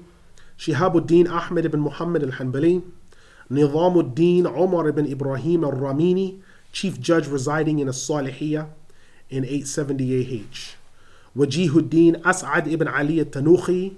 Shihabuddin Ahmed al-Bayt al-Lubadi. Abu al-Hasan al-Khajandi, who was the Hanafi judge. Sharafuddin Yahya al-Munawi, who was the Egyptian and Shafi'i judge and grandfather of the great Abdul Ra'uf al-Munawi. Abdul Ra'uf al-Munawi is the commentator on a book called Al-Jami' al-Saghir. Al-Jami' al-Saghir is a book of 8,000 ahadith or more written by Imam Jalaluddin al-Suyuti. Imam Abdul Ra'uf al-Munawi, rahimahullah, wrote a commentary on this book in alphabetical order of the ahadith. Others have tried to comment upon the hadith, but I think Munawi's commentary is the most exhaustive. An individual by the name of Muhammad Nasiruddin al-Albani attempted to collate this book, put his own name on it, and distorted the text and raped the original meaning of these ahadith. So unfortunately, that spread like a wildfire throughout the Middle East. But I would say to people, if they look at any printing, that they should take the printing of al-Munawi. Other ulama who died in 873 AH were Taqiyuddin Abu al-Abbas al-Qusantini, who was an Egyptian Hanafi scholar. Abdul Awwal ibn Muhammad al-Murshidi, who was a Hanafi judge. Nuruddin Ali ibn Narbak al-Hanafi. Muhibbuddin al-Qurshi. Shamsuddin Muhammad ibn Abdul Rahman al-Maqdisi al-Ulaymi. And then we have other ulama from 875 AH. Ash-Shihab al-Hijazi, who was a Hanafi judge in Cairo, but originally he was based in Mecca. We have another alim who was Izzuddin Abu al-Barakat al-Masri. Abdullah al-Nashwan, who she was a Hanbali judge in 876 AH in Egypt. All right, this is a female. Remember, females, you're still finding female names among the list of judges, muftis, scholars, teachers, doctors. These names are still cropping up. They're still cropping up. It wouldn't be until the early 1790s, perhaps, of the Kafir calendar that you start finding the names start to thin out because of invasions and different things like this that were happening to the Muslims. You have Shihabuddin al-Ramli, the Shafi'i judge. Badruddin Hassan ibn Ahmed ibn Abdul Hadi in 877 AH. Mawla Hassan al-Halabi, one of the Hanafi scholars. Khairuddin Khalil al-Hanafi. Zainuddin Qasim ibn Qutlubagha, Hanafi judge in Egypt. Qutlubagha, who died in 879 AH, he's one of the greatest Hanafi Hadith scholars that ever lived. Qutlubagha. He wrote numerous commentaries on different collections. And his name will come up often, not just in fiqh, but in hadith. Qutlubagha is amazing. Qutlubagha he is remarkable. He was quoted, and his biography was given a brief biography by Sheikh Raad al-Haq in his book on Salah. Qutlubagha's name appeared in the back, as it rightly should have. And he made mention of this big Egyptian saint, because really he's a name that you shouldn't do without. He's someone that should easily be on your tongue because of his knowledge of hadith, 200,000 on the tongue, and his knowledge of fiqh. He was remarkable. He was absolutely remarkable. Another one we had is Ibn Amir Hajj al-Halabi, who was a Hanafi judge who died in 879 AH. You then had Burhanuddin Ibn Muflih in 884 AH. Okay, Burhanuddin Ibn Muflih is one of the commentators on the text Al-Muqni'. There were 400 commentators on his text, on the text Al-Muqni', 400 commentators on Al-Mukhtasar, Al-Muqni' has had about 9 commentators. He was one of the 9 commentators with his text Al-Mubdi' Sharh Al-Muqni'. And Burhanuddin Ibn Muflih, rahimahullah, what he did is he summarized the positions from all the other commentaries on Al-Muqni' and collected them together in one. It's about 4 volumes. I think although it's missing some of the depth of the other commentaries, I don't think Al-Mubdi' was meant to be as in depth as the other commentaries, say Al-Furu' by Imam Ibn Muflih. Al-Furu' is 11 volumes in some printings, whereas Al-Mubdi' is 4 in most printings. I don't think it was meant to be exhaustive. I think it was meant to be a summary. And Burhanuddin is the grandson of Imam Ibn Muflih, whose book Al-Adab al-Shar'iyya we did. So Burhanuddin Ibn Muflih is his grandson. So we're still benefiting from the knowledge all the way down. We're benefiting from the knowledge of the Ibn Muflih family. Palestinians, again, Palestinians, saving the day. Most of the Hanafi scholars that I've mentioned here that are coming from Palestine, like Halab, Palestinian scholars. A lot of them. We then have Alauddin al-Mardawi, Ibn Fahad al-Makki, Mawla Khasraw al-Hanafi, who's a Hanafi judge in Constantinople. All those ulama died in 885 AH. Now, this Imam, Alauddin al-Mardawi, he was the last Mujtahid Murajjih to die.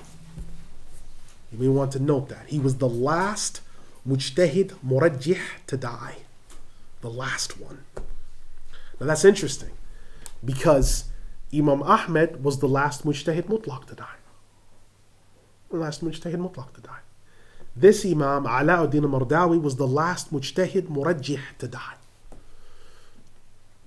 And you see the writings that he left behind, where those Murajjih people, they started writing indexes.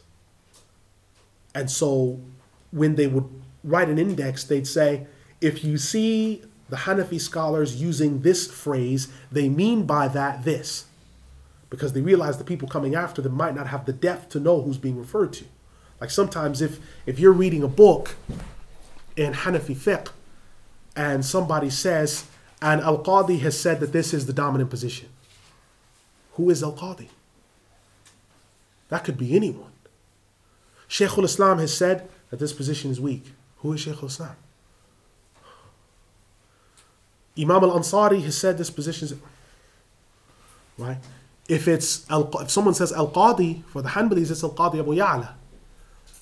If they say Shaykh al-Islam, for the Shafi'is, it's going to be someone different. But there's titles and phrases and nicknames that are used, or you'll be reading through a text and it'll just have Sheen, Noon, Ra. There'll be the discussion of the fatwa and the issue, and they'll say, yes, and this issue is this. Ha, Mim, Noon. What's this? Ha, Mim it was related in Ahmad's Musnad. And Noon is Nisa'i. Or you'll see after it, Mim, Ta.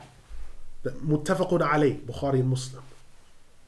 how are you going to learn these things? You either have to learn through an index or, right? Now, some of our teachers today don't like indexes. A lot of our teachers don't like indexes. They said you should learn because of tabahur, because of heavy reading and study. So it was beat into us, and we used to get in trouble for going to the index. The books that catch you going to a book of mufradat, what are you doing? They make you do extra 500 hifz because they see you going for the mufradat. I'm just going to look something up. Get away from there. What do you think you're doing? I'm just going to look at the mufradat of this hadith because you're trying to find the beginning of the hadith. You're trying to find the hadith. And you're thinking, well, rather than go through all 6 volumes of Bukhari's Sahih, I can just find it in the mufradat and then I'll know where it is. And so you go for the mufradat. What are you doing? Sit down, ya tilmeed. Sit down, student. They catch you going through there, going through the mufradat again, huh? Give me 500. And you got to do 500 of whatever the book is that day. So the indexes, the fahris is fine. But the fahris is generally used by the qadis or those above who are going to be explaining it to the layman. In the beginning stages, the student of knowledge and those people, they don't go to the fahris. You know why? Because it makes you weak in your later career. Because you're always used to the fahris. You know how many times I've seen someone who is supposed to be a student of knowledge get taken apart because he can't remember where something is found, even the general proof of it, like in just a foundational issue. It's like one sheikh, he told us, he said, we're all fuqaha until the lights go out. And what he meant by that is, when you got the lights on, you can reach your library, you've got your alim CD, you've got everything. Oh, you're Shaykh al-Islam. Ya alim al-ulama. Ghawth al-a'zam. Right? Mufti al-anam, the mufti of the mortals.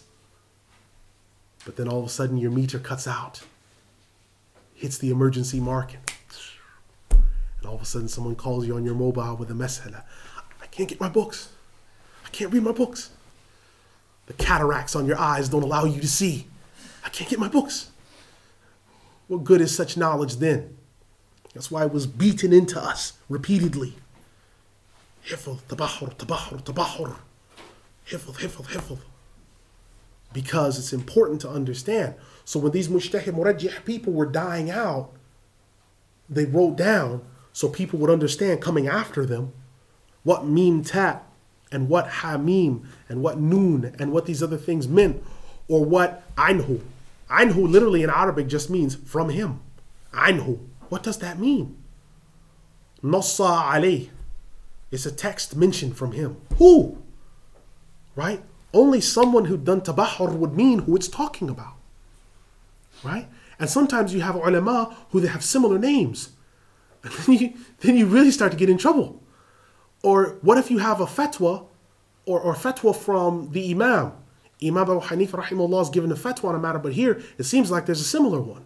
Or it seems like the Qadi Abu Yusuf and Muhammad bin Hassan al-Shaybani are going against him. How do you reconcile it? Can it be reconciled? That's where all these issues come about in. So the mujtahid murajjih people left behind these things. Right? We also have Kareem ud-Din Abu al-Mukarim al-Buwaiti, who died in 888 AH. Khawaja Zada died in 893 AH. Burhanuddin Ibrahim al-Laqani died in 896 AH. Badruddin al-Hussein ibn al-Siddiq al-Ahdal, the Yemeni judge and grammarian, died in 903 AH. He wrote perhaps one of the greatest commentaries on the Arabic text Al-Ajrumiyyah. He's a wonderful, Imam al-Ahdal is a wonderful alim. Wonderful alim. Another alim who died, Ibn al-Mabrid, died in 909 AH. Now this is very important. Imam Ibn al-Mabrid, along with Imam Shihabuddin Ahmed al-Uskari and a number of others, were the teachers of a man by the name of Ahmed ibn Atwa. Okay. Ibn al-Mabrid was a teacher of a man, he was a chief judge in Damascus, and he was the teacher, along with a couple of others, of a man by the name of Ibn Atwa. His lineage extends to Ibn Atwa.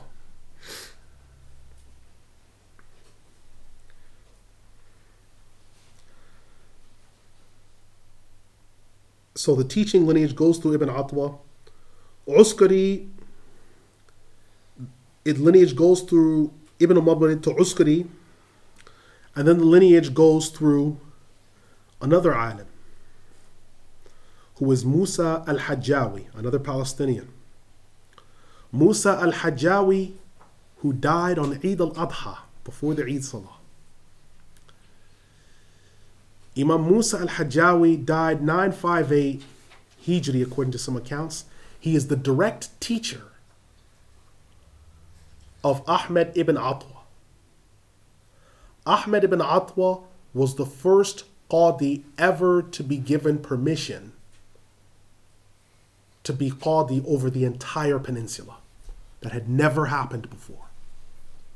Okay? So he's been sitting with Imam Musa al-Hajjawi, rahimahullah, the writer of Zad al-Mustaqni', one of the most important commentaries in Hanbali fiqh. So he sat with him for a number of years, memorized 10 books from him. He turns to him and he says, with Imam al-Uskari, now go back to your people. Because Imam ibn Atwa was coming from where? Imam Ahmed ibn Atwa was coming from Najd. He's coming from Najd, the Najd region. He said, now go back and teach your people.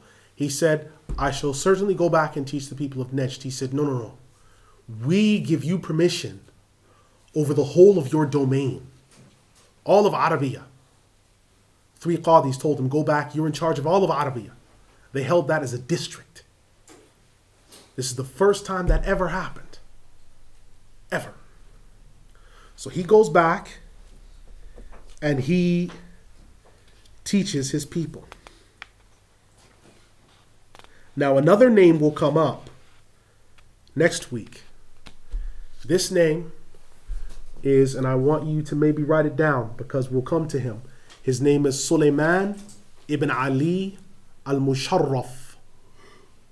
Sulaiman ibn Ali al-Musharraf. He's going to come up.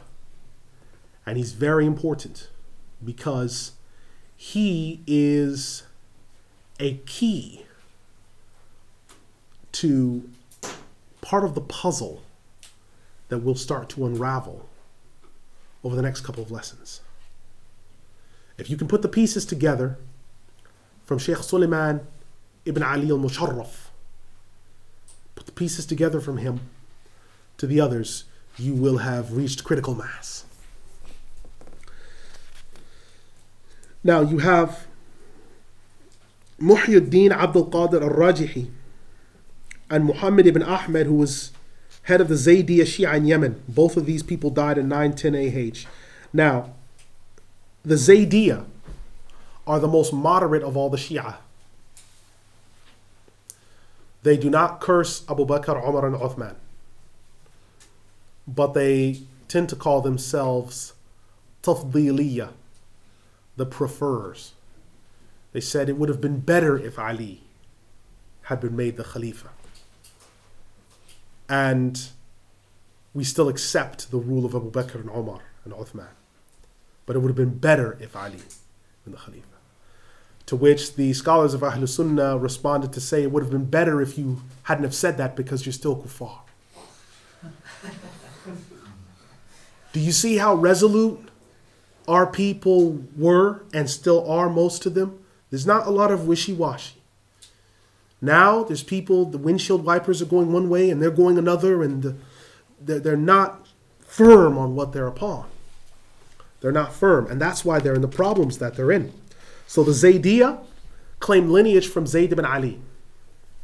Zayd ibn Ali was going out to battle against one of the tyrannical rulers in his time. And they said to him, what do you say about Abu Bakr and Umar? Because he's trying to gather support to fight against one of these tyrannical rulers. And some of the Shia are around him, and he says, I don't say a bad word about the 2 sheikhs of Islam. Because Abu Bakr was the first one to be called Shaykh al-Islam. And Ali called him Shaykh al-Islam. When they heard him say, I do not say a bad word about the two Sheikhs of Islam, they abandoned him. They abandoned him. And they said, Tarafiduni. He said, Tarafiduni. He said, you have abandoned me. And that's why the Shia are called Rafidah, the abandoners. Because they turn their back on their own leaders who tell the truth. Muhammad Jawad Shirri, an Iraqi Shia, who said, maybe Abu Bakr, Umar, and Uthman weren't kuffar. Maybe we've taken a strict turn, we shouldn't have taken that position. They kicked him out. Turned their back on their own leaders, kicked him out. Because he started to look through the books and realized that the Shia, their full theology is not summarized in a book until years after the first three generations, which means prior to then their beliefs had no origin. Which meant what? Which meant no one had that theology. And as he started researching, he found that. And in his intelligence and in his wisdom and in his honesty, he said, well, I have to reject this. You also have Sultan Muhammad ibn Muhammad, the famous mujahid and inventor. He was also the ruler of Gujarat, India. He died in 916 AH. A lot of the Gujaratis during this time, Gujarat was its own government, had its own sultanate state that was given to it by the Ottomans. If you were in India at that time and you were about anything, you moved with the Gujaratis because they were the ones getting things done. And in some ways, it's still like that with regards to masjid building and everything. We can see it in Leicester. We can see it in other places where the Gujaratis have been. We can't deny it. Do the Gujaratis or do they not get things done? When Gujaratis show up in a place as a group, if they don't have a masjid, they get one built within a year. We can't deny that. We have to accept that fact.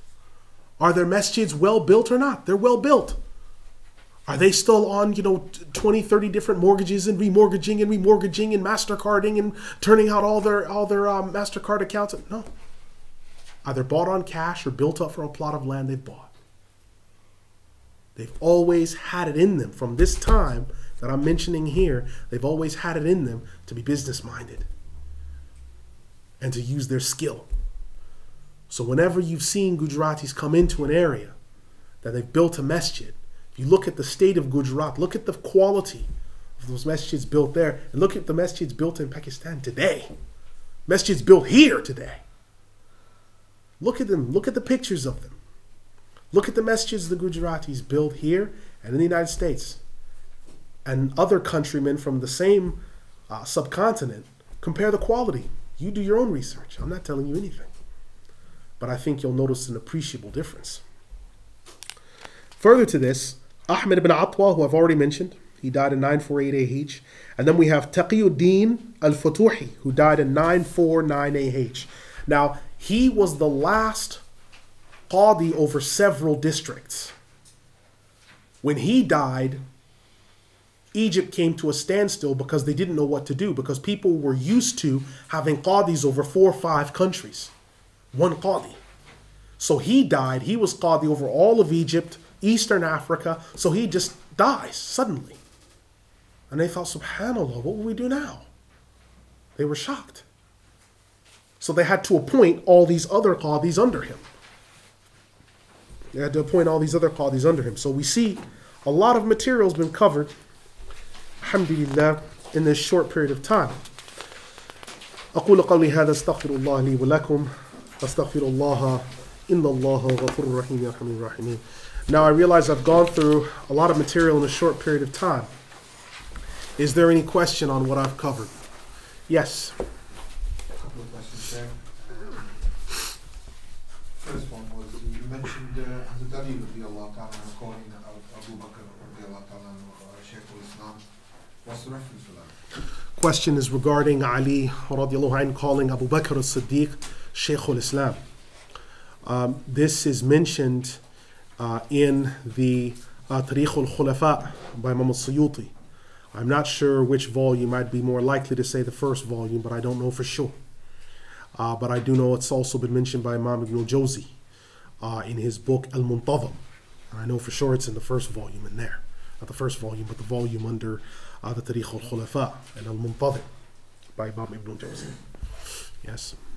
And second question, you mentioned that the Prophet mentions the 7 universes. What's Yes. the reference for that one? Okay. The 7 universes is under the hadith in Sahih Muslim, under the Al-Isra wal-Mi'raj, when he mentioned going through what's translated in English as 7 heavens. But all the ulama and commentary understand that each one of those is a universe. That's why when they comment upon verses like, say, in Surah Al-Mulk, the 67th surah, and others, they understand each sama to be a universe. And so when he was going into each one of those, they understood that to be a universe, each one of them.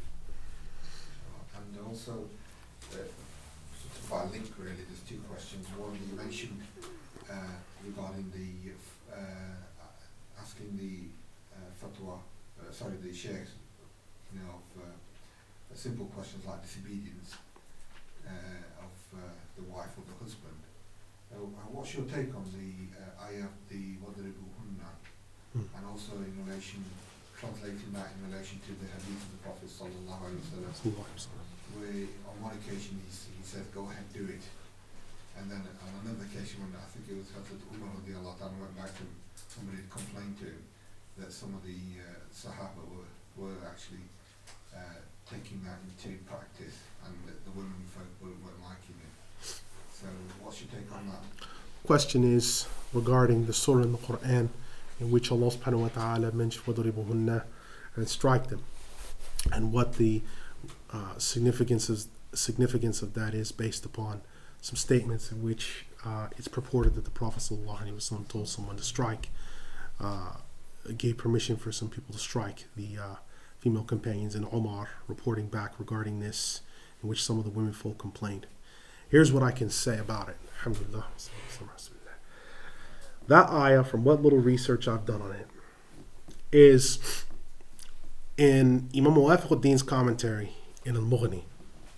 When he discusses this ayah, he places that discussion and other parts of it under the passage of the hudud. And the hudud are the judicial laws, which are carried out by the qadi or the judge. What that would seem to me to intimate is that it would be the qadi that would carry that out. Looking at that, you have another hadith in Sahih al-Jami' in which the Prophet ﷺ said, "Do not strike the female bondmaidens of Allah." It's just don't strike them. What that would tend to say to me is that that ayah then, referring to striking them, had to do with a judicial punishment. The same thing the rest of the judicial punishments are connected to for public drunkenness and other ones.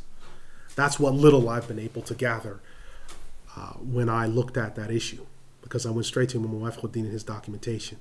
And from what he put across, the fact that he put it under jinayat and hudud, under judicial punishments, it would make me understand that this would be administered by the judge.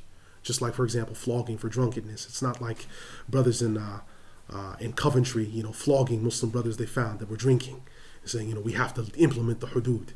It's not for them to do that. And with that hadith regarding not striking the bondmaidens of Allah in Sahih al-Jami', that's what little I know about the topic. Jazakallah, that's probably one of the best answers I've received. That's the most I can tell you. And last one, you mentioned Yemen, and my wife likes Nuhamin Kala. But some people say he's a Deobandi alim. So I don't know what your position is. Because he's apparently read some mashkuk, or made reference to mashkuk statements about them. Yeah. The question is about Imam Nuhamin Keller and some of the statements that he wrote about the Deoband and other things. Alhamdulillah. Here's what I can say about this. In order to properly understand the issue between the Deoband and Jama'ah Ahl Sunnah, you must read the source literature on the topic. But the source literature doesn't make any sense unless you first understand the relation between Ahlul Sunnah and Salafiyah.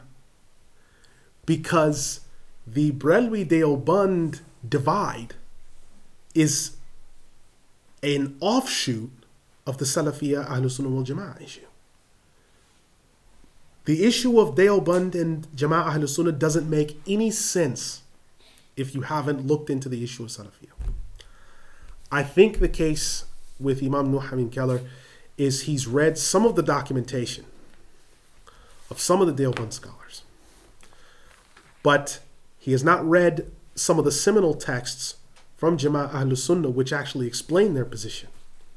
For example, books Ad-Dawlatul Makkiyah, Husam al-Haramain. These texts are absolutely seminal for getting an understanding of where Imam Ahmad Rida Khan and other ulama stood with regards to some of the things that were going on. We cannot deny that Rashid Gangohi, Qasim Nutwi went and sat and studied with Salafis. We cannot deny that. And they came back with that theology. We simply can't ignore that. Now, Imdadullah Muhajir Mekki was from amongst the Jama'ah of Deoband. That was fine. There was no dispute about that. Deoband is not solely one structure, but tends to be a fish. There's a fissure in the middle of them that divides them. There will be some of the Deoband in which they will have these Sunni tendencies. And these are usually those Deoband that have actually gone outside of the box and studied in other institutions outside of Deoband. And it centers them as being upon the Hanafi fiqh more strongly because they've gone outside of the box. And you find their theology lining up almost exactly with that of Imam Ahmad Rida Khan, i.e. Ahlul Sunnah. If you think that's something that's impossible, go look on Dar al-Iftah. Imam Mufti Muhammad ibn Adam, his fatwa are almost straight across the board. There are a few fatwa of Imam Shaykh Riyad al-Haq that are going to differ with that of Imam Ahmad Rida Khan's situation. You'll only find issues to do, say, with Mawlid, or the touching of the thumbs to the eye and adhan, and these are things that have to do with furu'iyat, and these type of issues. But on the theological aspects, their theology is the same. Now, you'll find some in which there is an actual Salafi aspect to them, and they've taken on the Salafi theology in a fuller issue. And these are the people that form Dar al-Nadwa, or Nadwatul Ulama, Abul Hasan al-Nadwi. This is why you'll find people with this last name Nadwi, because they're coming from Nadwatul Ulama, or Dar al-Nadwa. And I advise people, as I have before, to stay away from anyone that bears this, because they're a disease, and so is their theology. So, without Imam Nuh Amin Keller having studied the issue in depth, I think it's left him lopsided. But I would say that some of the reason why this has happened is because if someone around you prefers a particular color, they are not going to give you literature that contains disputing arguments regarding that color. The amount of questions that he has to deal with and contend with, sometimes it is a case that he feels that he has to answer them straight away. And it's always best for any teacher, even if he knows the answer, but if there's a gray spot or a blind spot, to deliberate and say, I'll come back to you. So you give a more well-rounded answer. I state then at the end of this, then, his position on the Deoband Jama'ah Ahlul Sunnah issue is not complete, because he does not have all of the literature in front of him. He hasn't read all of the literature. Someone cannot properly understand this issue without having studied Salafiyah and the disputes between them and Muslim Orthodoxy in depth. When someone does that and then they properly read into the Deoband Brelwi issue, they understand it far better, and it makes far more sense. Otherwise, it just seems like, well, they're from two different villages in India. What's the problem? They're both Asians. What's the situation? No, it's deeper than that. And some of the books that have come out that have tried to deal with it, like, for example, Al-Mufannid al-Muhannid by Mufti Muhammad Adam, it's a good book, but Khalid Sarampuri, that book does not cover any of the fundamental issues that Jama'ah Ahlul Sunnah wal Jama'ah, that it doesn't cover any of the issues that they have with the Jama'at Deoband. It doesn't cover any of those issues. What do you say about following the madhabs? Imam Ahmad Rida Khan never questioned whether the people that he was going against should follow the madhabs. What do you say about Ash'ari's Maturid? That was not a situation in discussion. So it totally sidestepped that issue and didn't deal with the core fundamental issues that had to be sorted out. So I think what's happened with Imam Nuh Hamim Keller is because he did not have all the literature, he's come to a decision, a very quick decision. And I think ultimately it's hurt him because a lot of the people that were really staunchly for him have turned against him. And the same thing happened with Imam Hamza Yusuf and some of the positions that he took. That a lot of people have turned against him. And these were people that were some of the stalwarts of Ahlus Sunnah wal Jama'ah in the English language. But people turned against them because they said, you can't do that. And rightly or wrongly, if they don't deliberate enough, it leaves the layman or the common man on the street forced to make a snap decision as well. If they make a snap decision, the layman has to be forced to make a snap decision. And I know brothers that in a snap decision have thrown their tapes away or thrown their lectures away because they had to make a decision. I can't let my kids grow up and then find out about this, that they believe this.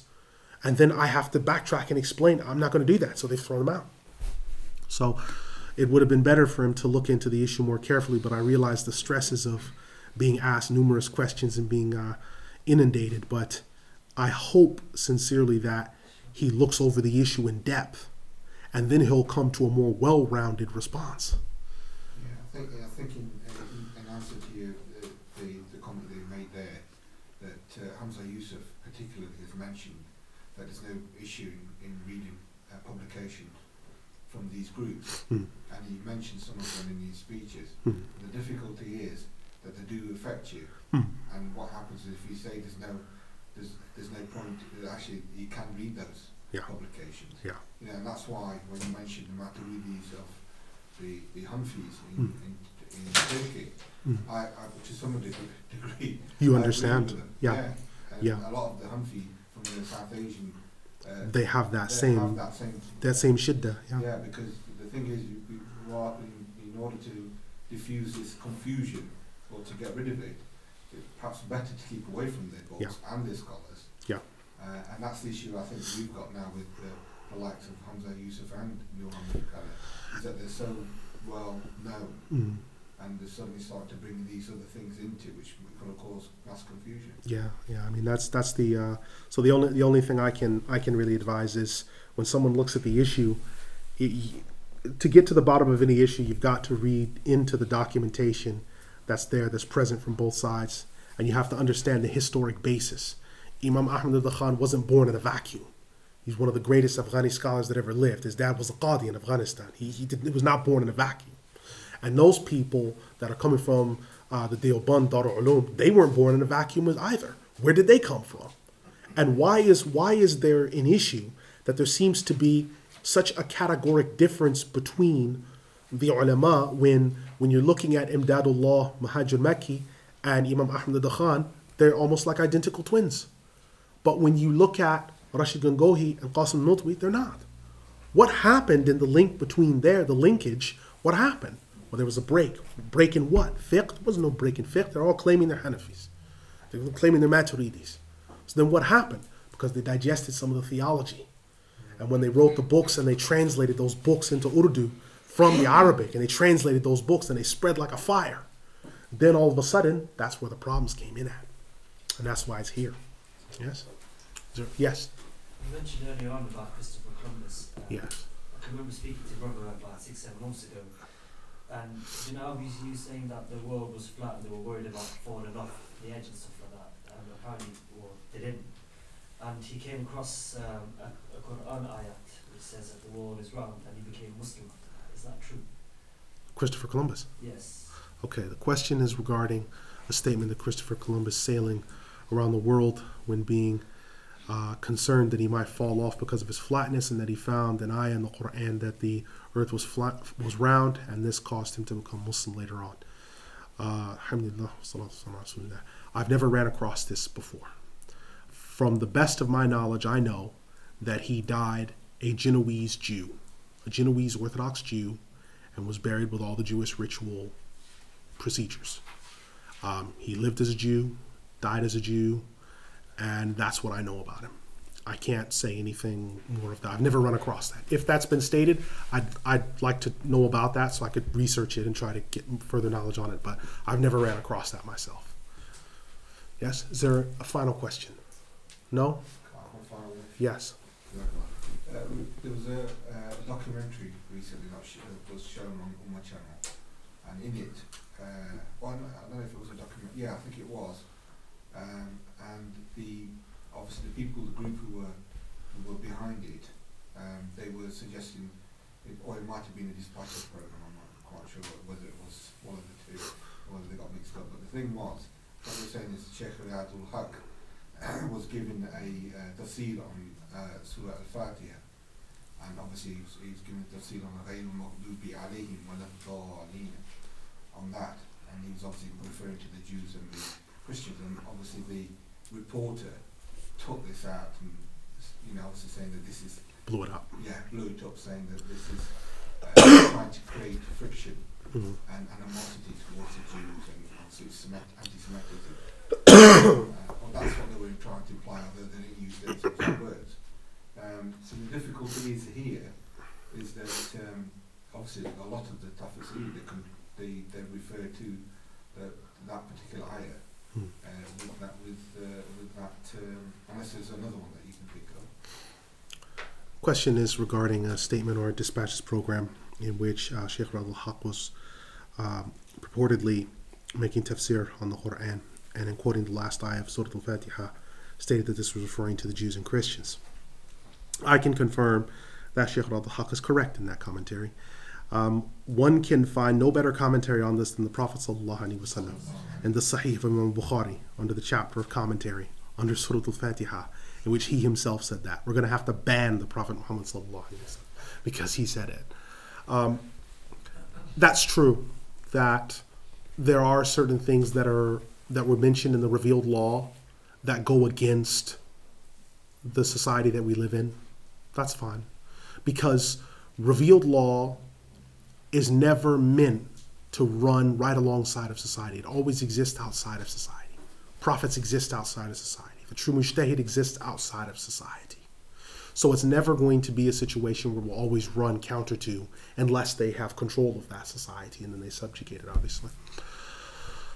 So what do we do in this circumstance? We still keep telling the truth, but what we do is we tell them it's nothing against you racially, but your beliefs are false. So the Prophet Muhammad ﷺ, who was poisoned by a Jewish woman, only days later ate lunch at the house of a Jewish tailor, but still insists their religion is false. Precisely. I've got no problem with you. If you want me to eat matzo ball soup with you and to have bagels and lox and other things, I have no problem with that. But if you die tonight and you bust your head open on the stairs, you're lost for all eternity, and the wrath of Allah will abide upon you, and the fire for all eternity. There's no mistaking that. But I will eat dinner with you. And that's what we have to make the differentiation. So if we see the Jewish woman that's walking in Golders Green with the stroller, and we see her having problems getting the stroller up the steps, what do? We grab one side and we help her bring it up the steps. Because our problem with her Judaism has nothing to do with her as a person. So when I was in the bus, and I was at Stamford Hill in London, and the Jewish woman gets on, she's got 6 kids, her prayer book with her, her siddur with her, and I got up so they could sit down. In which a Muslim brother, and the rest of the unbelievers, a Muslim brother brought me to task for this. And also took me to task for eating bagels. In which my response to this individual was to say 2 things. Number one, where have we been told that their religion being false gives us the carte blanche to be wickedly deceptive and rude to them? Even the woman that put poison in the Prophet ﷺ's food, he had that woman brought and asked her why she did it, so that way the people could know around them. He didn't have her killed. She became Muslim. Secondly, the food, you mustn't eat from these people because, the food from the bagels and these things are going to drop bombs on them. Those people are Moroccan Jews I was eating from. There's no food of theirs going to Israel. A lot of the Moroccan Jews are anti-Israel. But a lot of it was we mixed between the man wearing the blue helmet running at you with an IMI Uzi or a rifle. He is different to the man that's in Stamford Hill with the black hat and the side curls. The man that's running at you with the IMI, yes, deal with him. You have to defend yourself. But the man that's walking in Stamford Hill, oh no, I'm not going to ask directions from him. He's a Jew. Well, on Stamford Hill, you're not going to be able to ask any directions from anyone because they're all Jewish up there. So if you're lost, as I was numerous times up there, how do you think you're going to find your way back to where you were? And then when you stop them and find out, ooh, green juice didn't come out or anything, and he says, yes, where you need to be is this. And I thanked him, and he said, no, thank you, and he left. That's it. We have to make the difference between Judaism as a false, reprobate, Messiah-denying, cultish, idolatrous, false religion, and between individuals within the Jewish religion who may be moral people and might be nice people. That's no problem. You're still going to go to the fire for all eternity if you screw around and die like that. But you know what? You're a nice guy. Play football with you. I'm going to try to win. And use that as leverage to try to present the faith to you if I do. And inshallah, hopefully, that will be something that will be a catalyst. Yeah? What's the reference for that hadith of the poisoned woman? The poisoned woman, that is mentioned in volume 4 of the Seerah of Ibn Hisham, if memory serves me correct. Volume 4, under the siege of Khaybar. Yes? So if there is no final question, inshallah, we'll convene from here. And next week we'll begin further on our next century. أقول قولي هذا أستغفر الله لي ولكم أستغفر الله إن الله غفور رحيم يرحمني الراحمين ولا إله إلا الله. السلام عليكم.